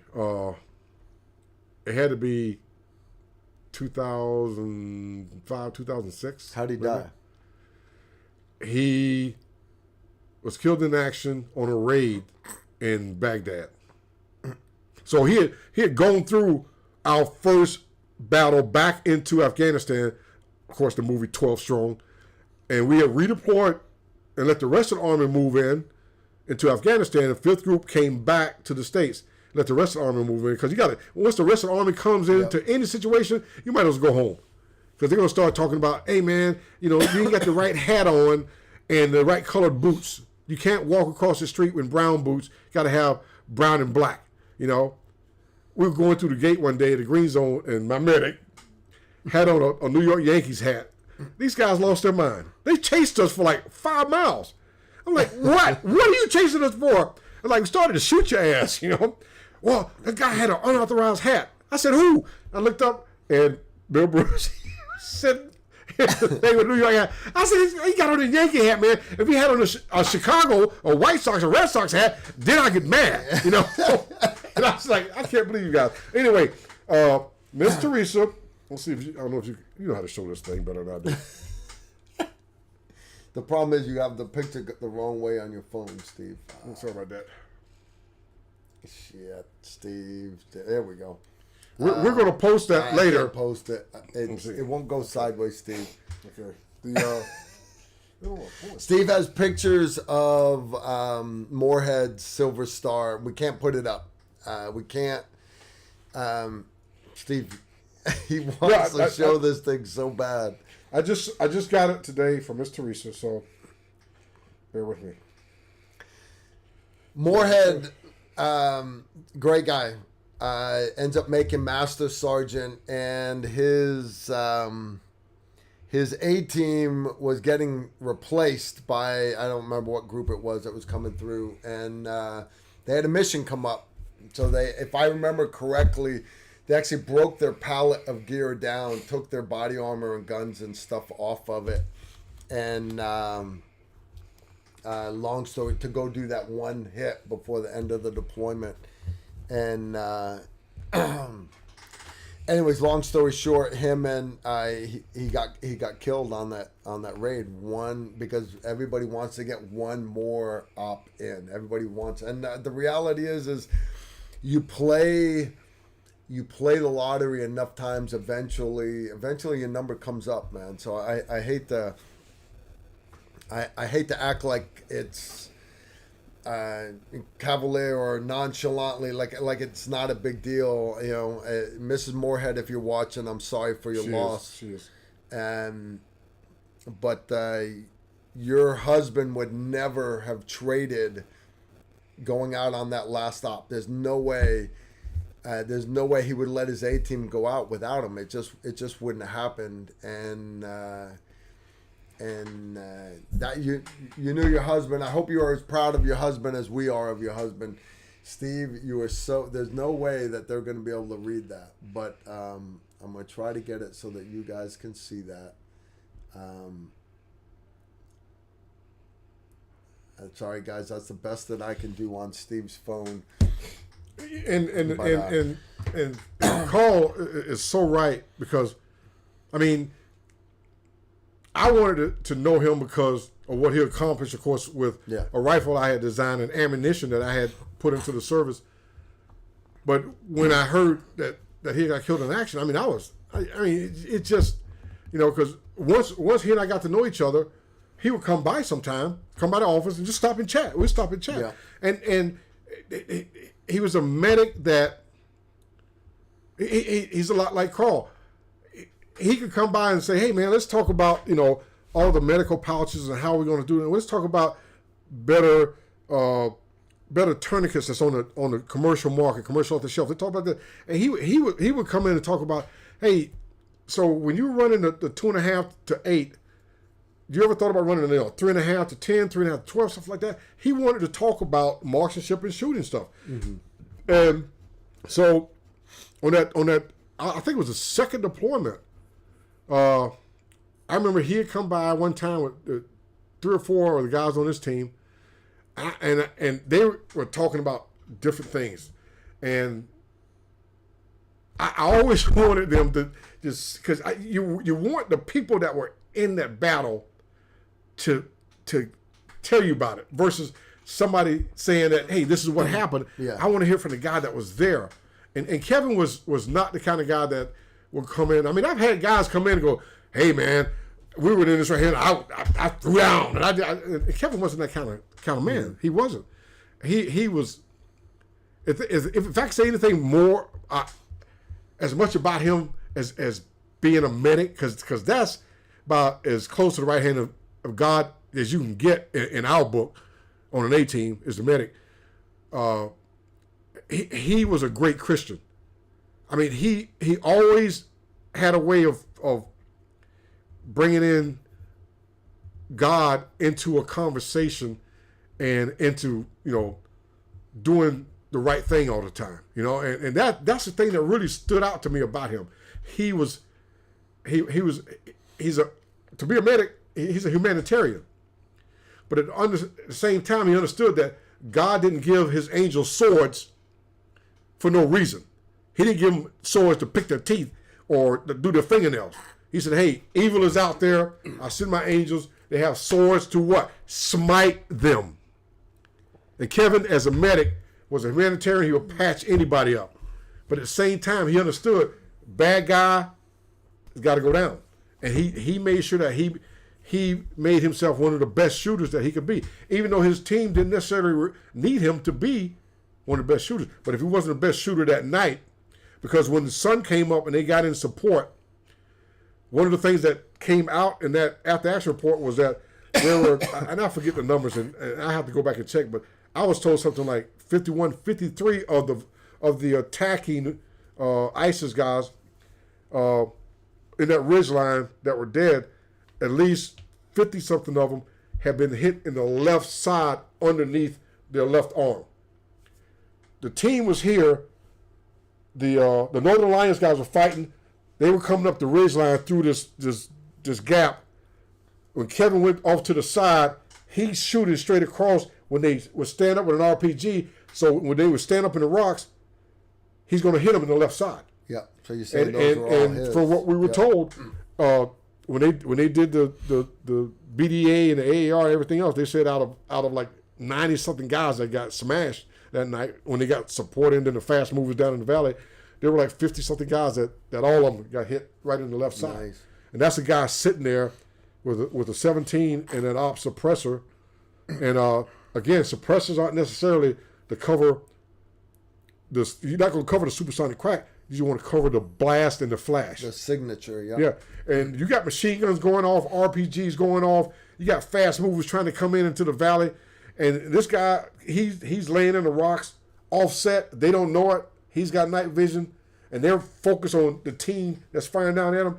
And they said every time a guy would pop up with a PK or RPG, he was right there. Nice. And, and the thing I remember the most about him, he's just a great humanitarian. All right, next one here. Cash Me Outside. Steve, what 300 Win Mag sniper rifle did you use back in the day guarding buried nukes? Who'd that come from? Cash Me Outside. What 300 Win Mag were you using back then? Let's just say, what 300 Win Mags did I use back then? Let's not get into this whole buried thing. We're not allowed to talk about that. Back in the day, we were using Macmillan. I guess they call them MR300s, the Macmillan stock, Macmillan action.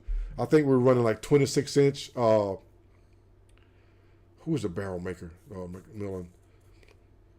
But at one time, during Somalia, we had a couple of incidents where the guys came back and said, "Hey, man, we don't want to use the 7.62 guns." And I think right back then that's when we had the AR-10. When it first came out, when I Reed said, "Hey, man, I saw your write-up about a 7.62 sniper rifle." So he started doing the AR-10.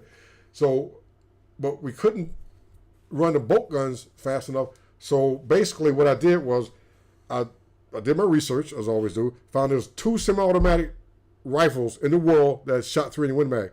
One was the Browning BAR, and not the BAR World War II rifle, but the Browning BAR hunting rifle. And the other one was a Walther Bullpup, which was built as a sniper rifle. But they were $10,000 a piece, and that wasn't going to happen.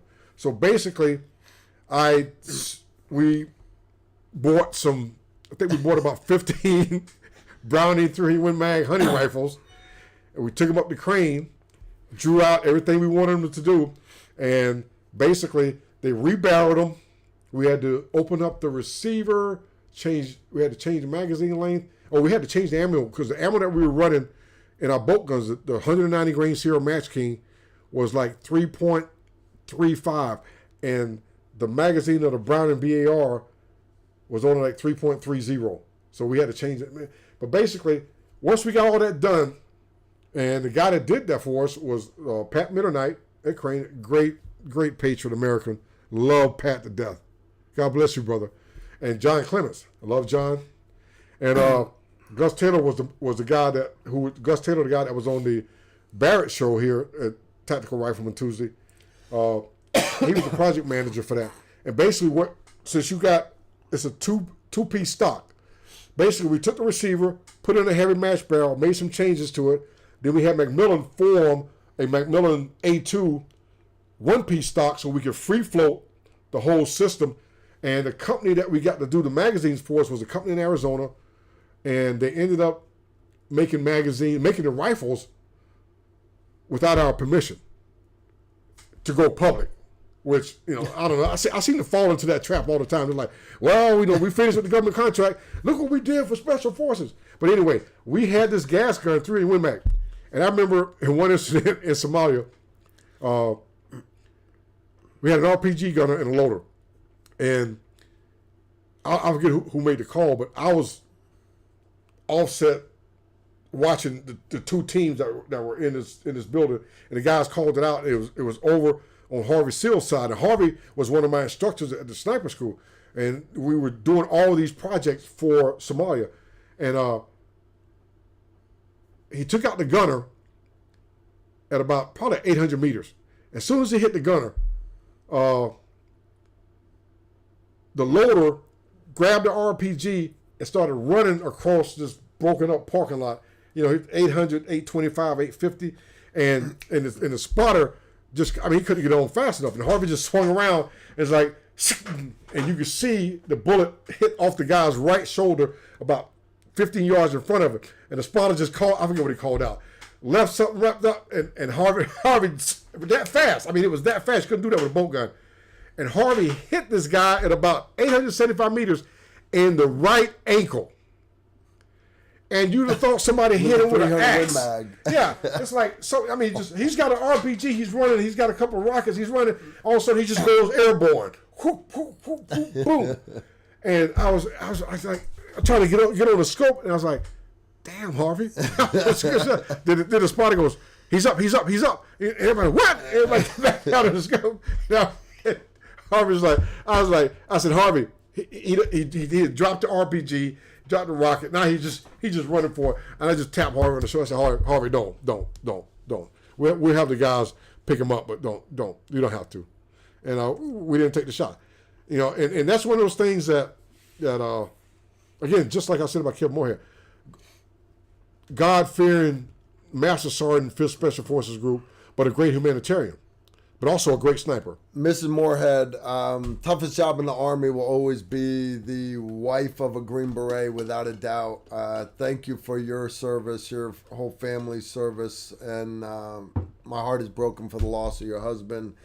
He was a great guy. Everybody knew your husband, and we're getting. I remember when your husband died, and my A team was actually just getting ready to go back over to Iraq, and we heard about what happened, and it's like, man, that you want to say that'll never happen to me, but I could put myself in your husband's shoes. That 100%, we would have broke down our pallet, we would have pulled our body armor back off, we would have done it. And I'm sorry, ma'am, for your loss.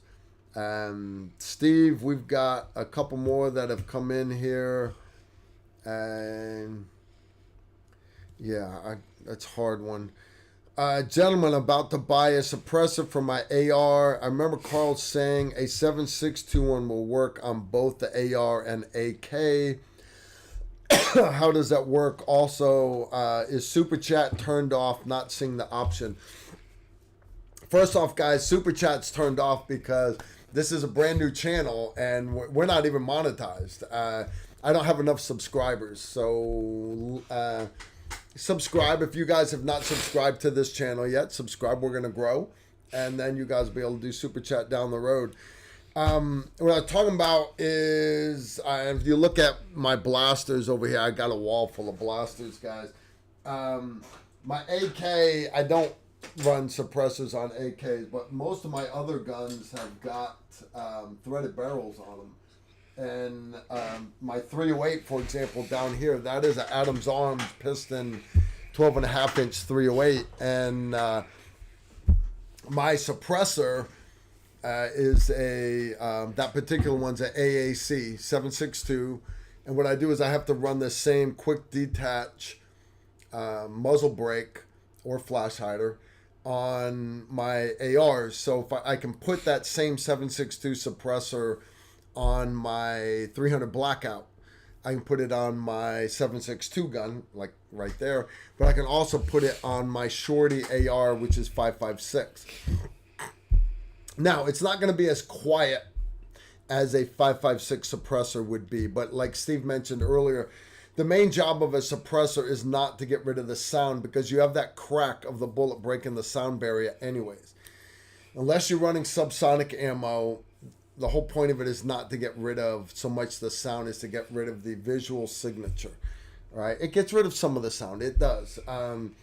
I recommend a 308 suppressor, because if you're gonna go subsonic 5.56, you're wasting your time. Subsonic 300 blackout is the exact same. Whisper. Is the exact same projectile that my 7.62 by 51 shoots. It's still a 220 grain Sierra Match King, or it's a 208 Hornady, or it's a 177 Lehigh Defense, whatever it is. That same projectile can be put in a 300 Whisper, 300 Blackout, or 7.62 by 51. Or a 30-30 lever gun. Yeah, or a 30-30 lever gun. I don't have a muzzle brake on that would fit. But Steve is correct. So long as you have the same quick attach, or you go with a suppressor that will thread on.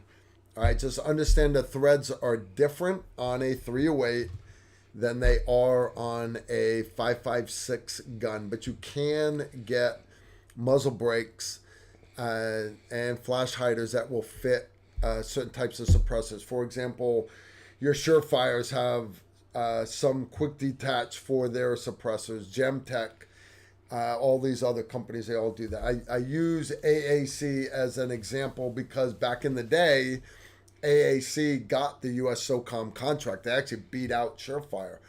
And then AAC was bought out by corporate America, and their quality control got flushed down the toilet. It's still, I have a bunch of AAC suppressors. I don't have any problems with them at all. Good stuff. All right. Let's see. I'm sorry about Super Chat not working, guys. That's okay. Put your questions in the chat. My moderators will grab them and point them to us. Drew, Steve, what was your MOS in the military before weapons development? I know the answer to that one. Steve was actually an 18 Echo. He was a commo guy. How do I know that? Because back in the day, I actually have a picture of Steve from a recruiting poster where Steve is doing. He's got the best kept secret of Special Forces weapons development. So you got a commo guy doing sniper rifles. You got a medic doing sniper rifles. That's a cool part about being a Green Beret is everybody is weapons first, and then when the gunfight is over with, your commo guys call it in the hire, your demo guys go blow up the bridge, and your medics patch everybody up. And the team sergeants yell at the captain and tell him to get back on the truck. The commo guy is always the one that has to go out no matter what. If it's freezing fucking cold, gotta go make commo. It's hot shit, gotta go commo. It's raining like Forrest Gump, raining sideways, gotta go make commo. I said, I want to be a sniper. I want to be My old commo guy, OJ Bailey, we're down in Haiti, and he comes up and he's like, hey, Carl, you want to go call the wife? And I'm like, now remember, we're at GRDN, which is way up in the mountains, Grand del River de Nor. It's a little itty bitty town. The only phones are in Cap Haitian down literally. It's like a couple hours drive. And he's like, you want to go call the wives? And I'm like, yeah, sure. Why not? Right? We got our little UN camouflage pickup trucks and shit. And he just grabs his little bag. He's in his shorts and flip-flops and everything. OJ Bailey out there flapping. That's OJ. We walk outside. Instead of going to the truck, he turns and just walks off into the jungle. And I'm like, okay, maybe there's a palm tree with a cell phone on it. I don't know. A payphone. I don't know. We go out and he takes a canteen with 550 cord, throws it over one tree branch, and he runs up a dipole and quick radio check, and he checked the azimuth. Quick radio check again. On the third try, he got a Mars guy back in the States, ham radio. That guy back in the States took his home rotary phone, dialed my wife, and I got to talk to my wife over the radio through this guy basically doing this with the phone. When with his mic, push to talk. His mic. Whenever my wife was talking, he would key it, and then he'd yell over when she was done talking, and then I could talk, and it worked. It wasn't great, it wasn't sexy, but I'll tell you what, being in the middle of the jungle with no cell phone, nobody had cell phones back then, guys. This was 95. Sometimes it's good to have the Camo guys around, as long as it's not Sularoo. Hands down, worst Camo guy ever. Worst Camo guy ever. Sue wasn't an 18 Echo, was he? Oh yeah, he just wasn't a very good 18 Echo. He was an Echo, dude. I guess that's why I didn't know. I did not realize he wasn't smart enough to be a Bravo, let alone an Echo. I don't know how he pulled that off. All right, how did you deal with long distance ambush from Taliban with RPGs, PKMs, Dishka, the classic? Just check you out, Steve Carl. How did you do? You got the Camo man. Or you walk up to your TAC P and you go, hey man, they're shooting RPGs from up there in the rocks. We can't get to them. And you get on the radio, Camo guy, and they call in a mission. And, God bless the United States Air Force, man, because you got guys they're hanging around. Yeah. It's like pulling staff duty. Remember, CQ. There was no Air Force to fight. Yeah. So it's like, hey, Bob and Terry, you got from 2000 to 2400 over area so-and-so. So they'll get up there and fly around, and all of a sudden you hit a key to mic. Buckshot 25, Super Sub 50. Yeah, go. What you got, man? You got something? We got a whole bunch of them. Where you at? Can you mark it? Yeah, these guys would be like, I'm a F-16 fighter pilot. I'm like, dude, to me, you're a really small bomber. That's all you are. You carry 4 bombs. I got B-52s up there. They can carry a lot. They can stay longer. They got a pisser. They don't got to complain. Those guys are chomping at the bits. The cool part, and again, my A team, all we did was direct action. We would fly in. We'd do raids, snipers and Overwatch, stuff like that. But all the other A teams from 5th group, they were out doing the whole horse soldier thing, 12 strong, working with the Taliban, not the Taliban, Northern Alliance.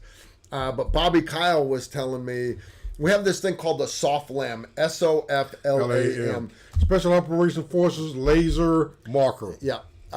Basically, it's a little box, and it runs off of 5 5590 batteries. That's how powerful this laser is. And you key in the code for the bomb. The pilot shows up, he talks to you, he tells you what the code is for the bomb. You put the code in, and this thing puts an IR laser that's beating at a certain frequency, so the bomb knows that's for him. And but it's a thing. So they're working with the Northern Alliance, and they'd be sitting there, and they just got off the horse, and they're on the other mountain is a bunch of Taliban guys, and they got a tank, and the tank's too far away to shoot at the Northern Alliance. We're sitting there when they're watching the Americans are speaking English, which they don't speak, and they're pointing this box, and they're talking on the radio, but the Americans are always talking on the radio. But the Taliban, the Northern Alliance guys are like, when they ask, they're like, we're putting a laser on that tank, and all of a sudden, that tank would blow the fuck up, and the Northern Alliance guys seriously thought that SOFLAM had just shot a laser and destroyed that tank. They didn't realize that literally miles and miles above them, above the cloud cover, was a B-52 bored to death, where they're going, yeah, I got a bomb. Where you want it? Yeah. You want 2? I'll give you 2. Because as soon as we're empty, we can go home. Soon as we're empty, we can go home. So, anyways, I thought that was cool. These guys are telling me that, and that's the way the laser guided bombs work. But besides that, our our Viper laser rangefinders, you could laze, and you had a cable you could run to our GPS called the plugger, and a big, massive GPS, big thing. Well, why, right? Because this is a GPS. The cool part about the big Army one is you could actually put crypto in it. So when the government turned off all the satellites, GPS satellites, they don't actually turn them off. They just require crypto. They would still work with certain things. So you could take this laser rangefinder, the Viper, and laze that tank, and it would go through the laser rangefinder and actually give you a 10-digit grid coordinate. That is 1 meter by 1 meter, and it had like a 40-kilometer range. Maybe it's 20-kilometer range. I'm not talking like laser rangefinder for golfing or shooting. I mean, this thing is massive. But you then give the Air Force that 10-digit grid coordinate, and so long as the tank doesn't move or go anywhere else, they put it in to the bomb, and the bomb, basically, they fly around, and the bomb has a window in the air where that plane can be anywhere, and the bomb goes, yeah, I could hit it from here, and the green light comes on, and the pilot goes, hey, it's on the way, 93 seconds till it gets there. And you're on the ground, and you just let them know, hey, incoming bomb en route, you've got 60 seconds. And that's kind of how close air support works a lot during the initial invasion of Afghanistan. Laser guided bombs for a while, but that was right when everything was being replaced with satellite guided bombs, what we call a JDAM. And a JDAM fin section on the back, because it actually, the back of the bomb is what steers the fins, because the little window has to look up at the GPS satellites. It doesn't have to see the ground at all.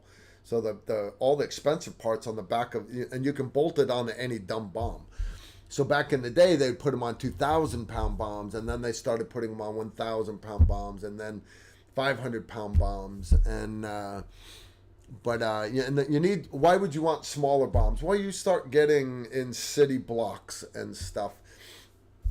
And so you look at where technology is going, and to get any more surgical than that, now you're using like Predator drones. At the beginning of the war, your Predators and your Prowlers were not armed. They weren't armed at all. And then we started arming them with Hellfire missiles. That same thermal sight that could view the gimbal on the bottom of a Predator drone, it also has a laser what we call for a laser designator. It would sparkle.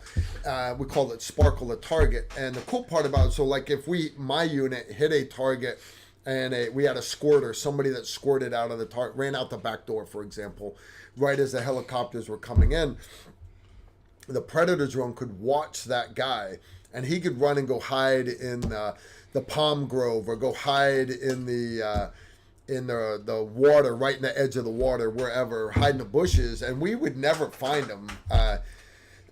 But the Predator drone could pick that guy up, watch right where he goes, and they'd hit that guy with the IR sparkle, and it was like a beacon coming out of the heavens, and you'd be like, hey, check with Starfleet Command, man. I think they're saying somebody's over there. And you call over the radio, and there's a guy hiding in the bushes over there. All right, let's finish up what we're doing here. He's gone and hid in the frigid water. Okay. And which works great for hiding in the summertime, but in the winter, you probably shouldn't be hiding in the river. And we'd go get the guy, and that he wouldn't want to come out. We'd throw flashbangs into the water. He'd eventually come out, and we would fly back to base with the doors open. He'd be blue by the time we got back to base, and he would tell you whatever you asked him. But anyway, so we went from being able to sparkle, and now you've got armed drones. Now, a Hellfire missile on a drone, that is the same Hellfire that's being delivered by an Apache. So now you want to get to smaller warheads so that you're doing less damage. And and I'm not going to get into the exact capabilities and stuff, but they've got smart munitions now that are made for individual people, and not just individual vehicles, but like if the guy's sitting in the back seat of a vehicle, you can hit just the back seat of the vehicle. And so, anyways, stuff's come a long ways. It really has, guys. They're asking about your haversack. So that little scenario I mentioned earlier, Buckshot 25, this is Serpent 750. Those are actual call signs. Yeah. And I will never forget Buckshot 25. Because Buckshot 25 went over our head, popped up, and turned back toward us. And I was thinking, well, he's just doing that so he can see the target area, you know? And then I saw these two little dark dots disconnect from underneath his wings. And I kept looking. They kept getting bigger. Kept getting bigger. And I was thinking in the back of my mind, I know that motherfucker didn't just drop on us. And my medic grabbed me, he goes, run! I was like, oh my God, he did. And that wasn't the bad part. The bad part was when his partner rolled in and we saw the plane coming in and do this. Wait a minute. Okay. It's coming in, then it went and started flying. They don't actually back up, but they slow down a lot. They actually set the brakes on the plane so that they can firewall the motor. Yeah, when they fired those guns on that A-10, those 6 barrels of 30 millimeter, like Gal 18? It's 10 barrels. That's a 10 barrel gun, dude. When that thing's flying in, and then he fired, and it's like, it slows down, it goes, and it flies. It's not 30 millimeter like Steve's Apache chain gun. It's not. These are supersonic. Oh yeah. Depleted uranium nails. They're beautiful, beautiful thing. We got one more here. We're gonna wrap this up here, guys. We're already 2.5 hours into this. Flintlock threw out, Carl, thoughts on having a muzzle brake on the end of a suppressor. Now, why would you do that? All right. I have both. Okay. For example, my Barrett 50 cal has a muzzle brake that on the end of the suppressor. But if you don't put a suppressor on a gun, for example, my TR1, you have two options when you get it. One is the Surefire War Comp, which is a flash hider, but it's also the Surefire SOCOM muzzle brake, which is a 2-baffle muzzle brake. Now, the whole reason for having the muzzle brake is to reduce recoil. It's 5.56, it doesn't matter. The whole point of having the flash hider is to reduce flash. All right. Now, putting a suppressor over the end of that completely mitigates the advantage of either one of those. But that's exactly what a can does. It catches that fireball, holds it in. So as far as flash hiding and muzzle braking goes, nothing's going to beat the effect of a suppressor out the end of it. And the Barrett 50 cal suppressor, it would have to be like 4 feet long to catch enough gas to make it so it wouldn't knock the snot out of your shoulder.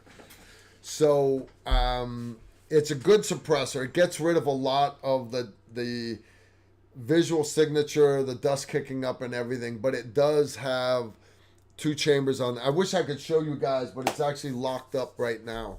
Now, one of the things that I have seen, which is a very, very innovative design, is a company in Texas that makes a chain cutter that goes over the front of your suppressor.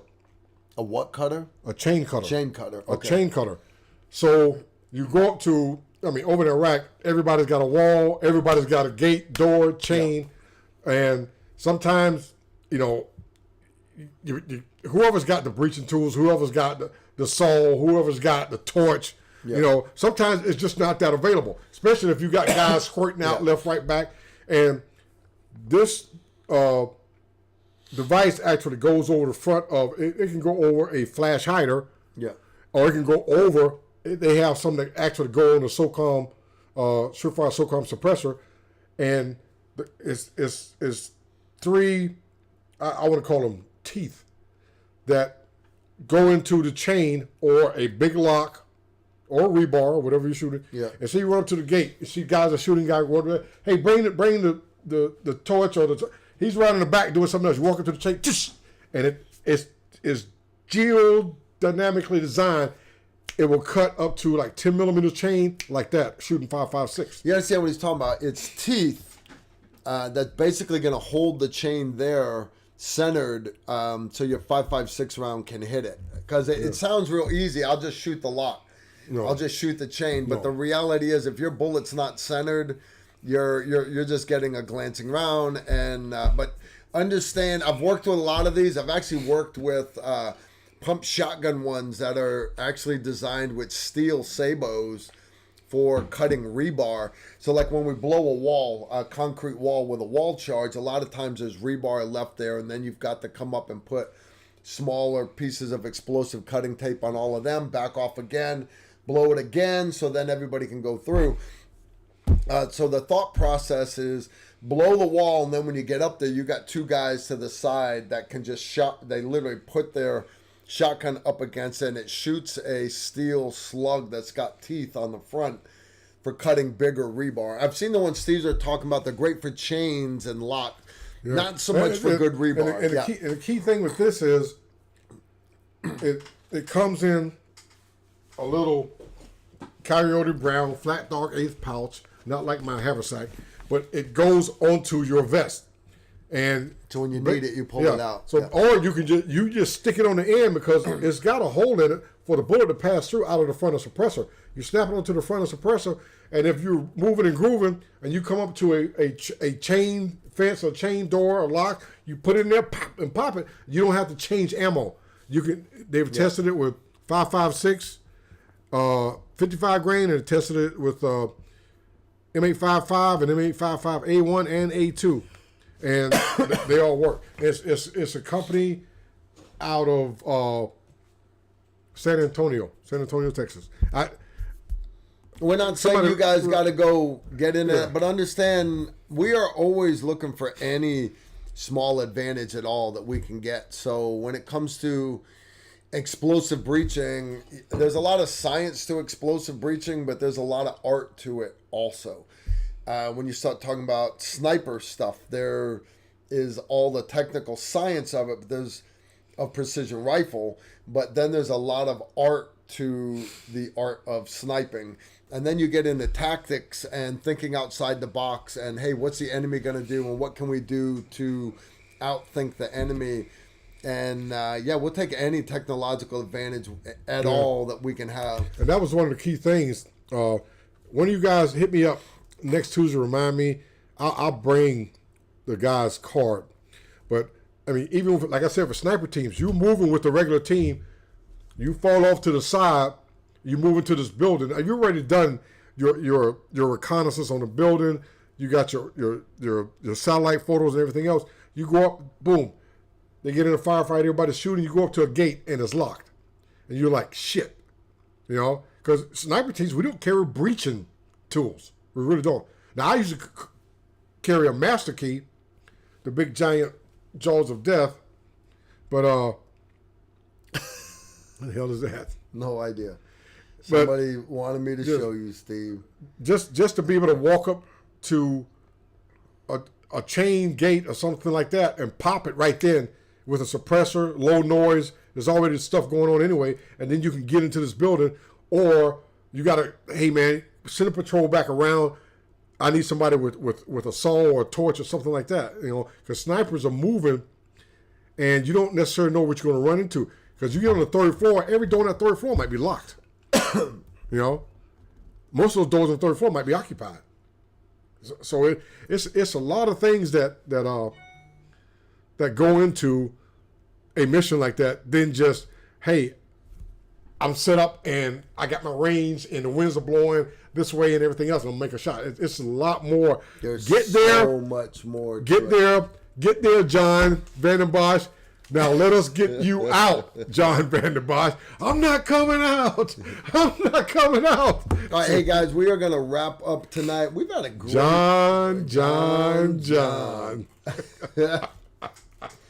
Guys, we're gonna wrap this live stream up. Steve, thanks so much for coming out, keeping me Always. company. I appreciate it. Tactical Rifleman Nation. All right. Remember, blessed is he who, in the name of charity and goodwill, shepherds the weak through the valley of darkness.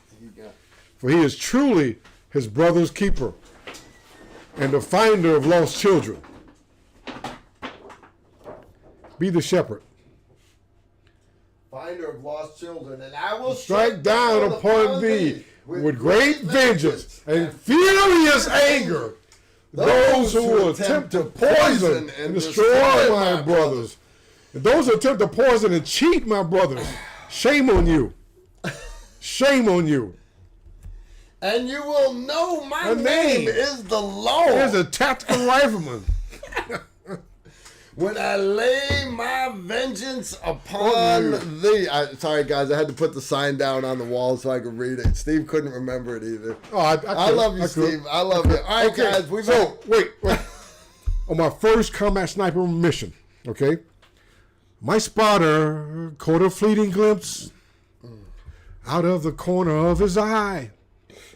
Bad guy, 750 meters. No, he's singing again. No. RPG. I touched one off, and he was done. All right, guys, I got my first sniper kill because my spotter's ranging was dead on. And that day, I had become a tactical rifleman. All right, Steve. All right, I want to give a big shout out to our sponsor again tonight, Avanton E-Bikes. Guys, if you've ever thought about getting an electric bike, one, it lets the wife keep up with me when I'm out riding my mountain bike. But for hunting, you want to get out there real quick and quietly. It beats the hell out of a loud ATV. I like this cinch one. It literally folds down to nothing. It'll fit in the trunk of your car. Great for that survival situation. Also, kind of cool, man. Kind of cool. Completely rechargeable and totally badass. I love mine. You can check it out at avanton.com. Their motto is ride with us. And I'll tell you what, I don't want to ride with them, but I love the hell out of my Avanton bike, and I'll ride with you guys anytime. All right, Steve, always a pleasure. And we will see you guys. Shepherd the weak through the valley of darkness. Yeah, Steve. I have become a tactical rifleman. Should I let Steve finish? Or should I cut him off? Cut him off. Cut him off. All right, guys. This is Steve one last time. Get some. Rocking it. Get some. Sing me some more, Steve. Ka-chunk, ka-chunk, ka-chunk. Chuck. Get on it. Junk. All right, y'all have a great night, guys. Y'all get that ass. Y'all take care. Incoming right there.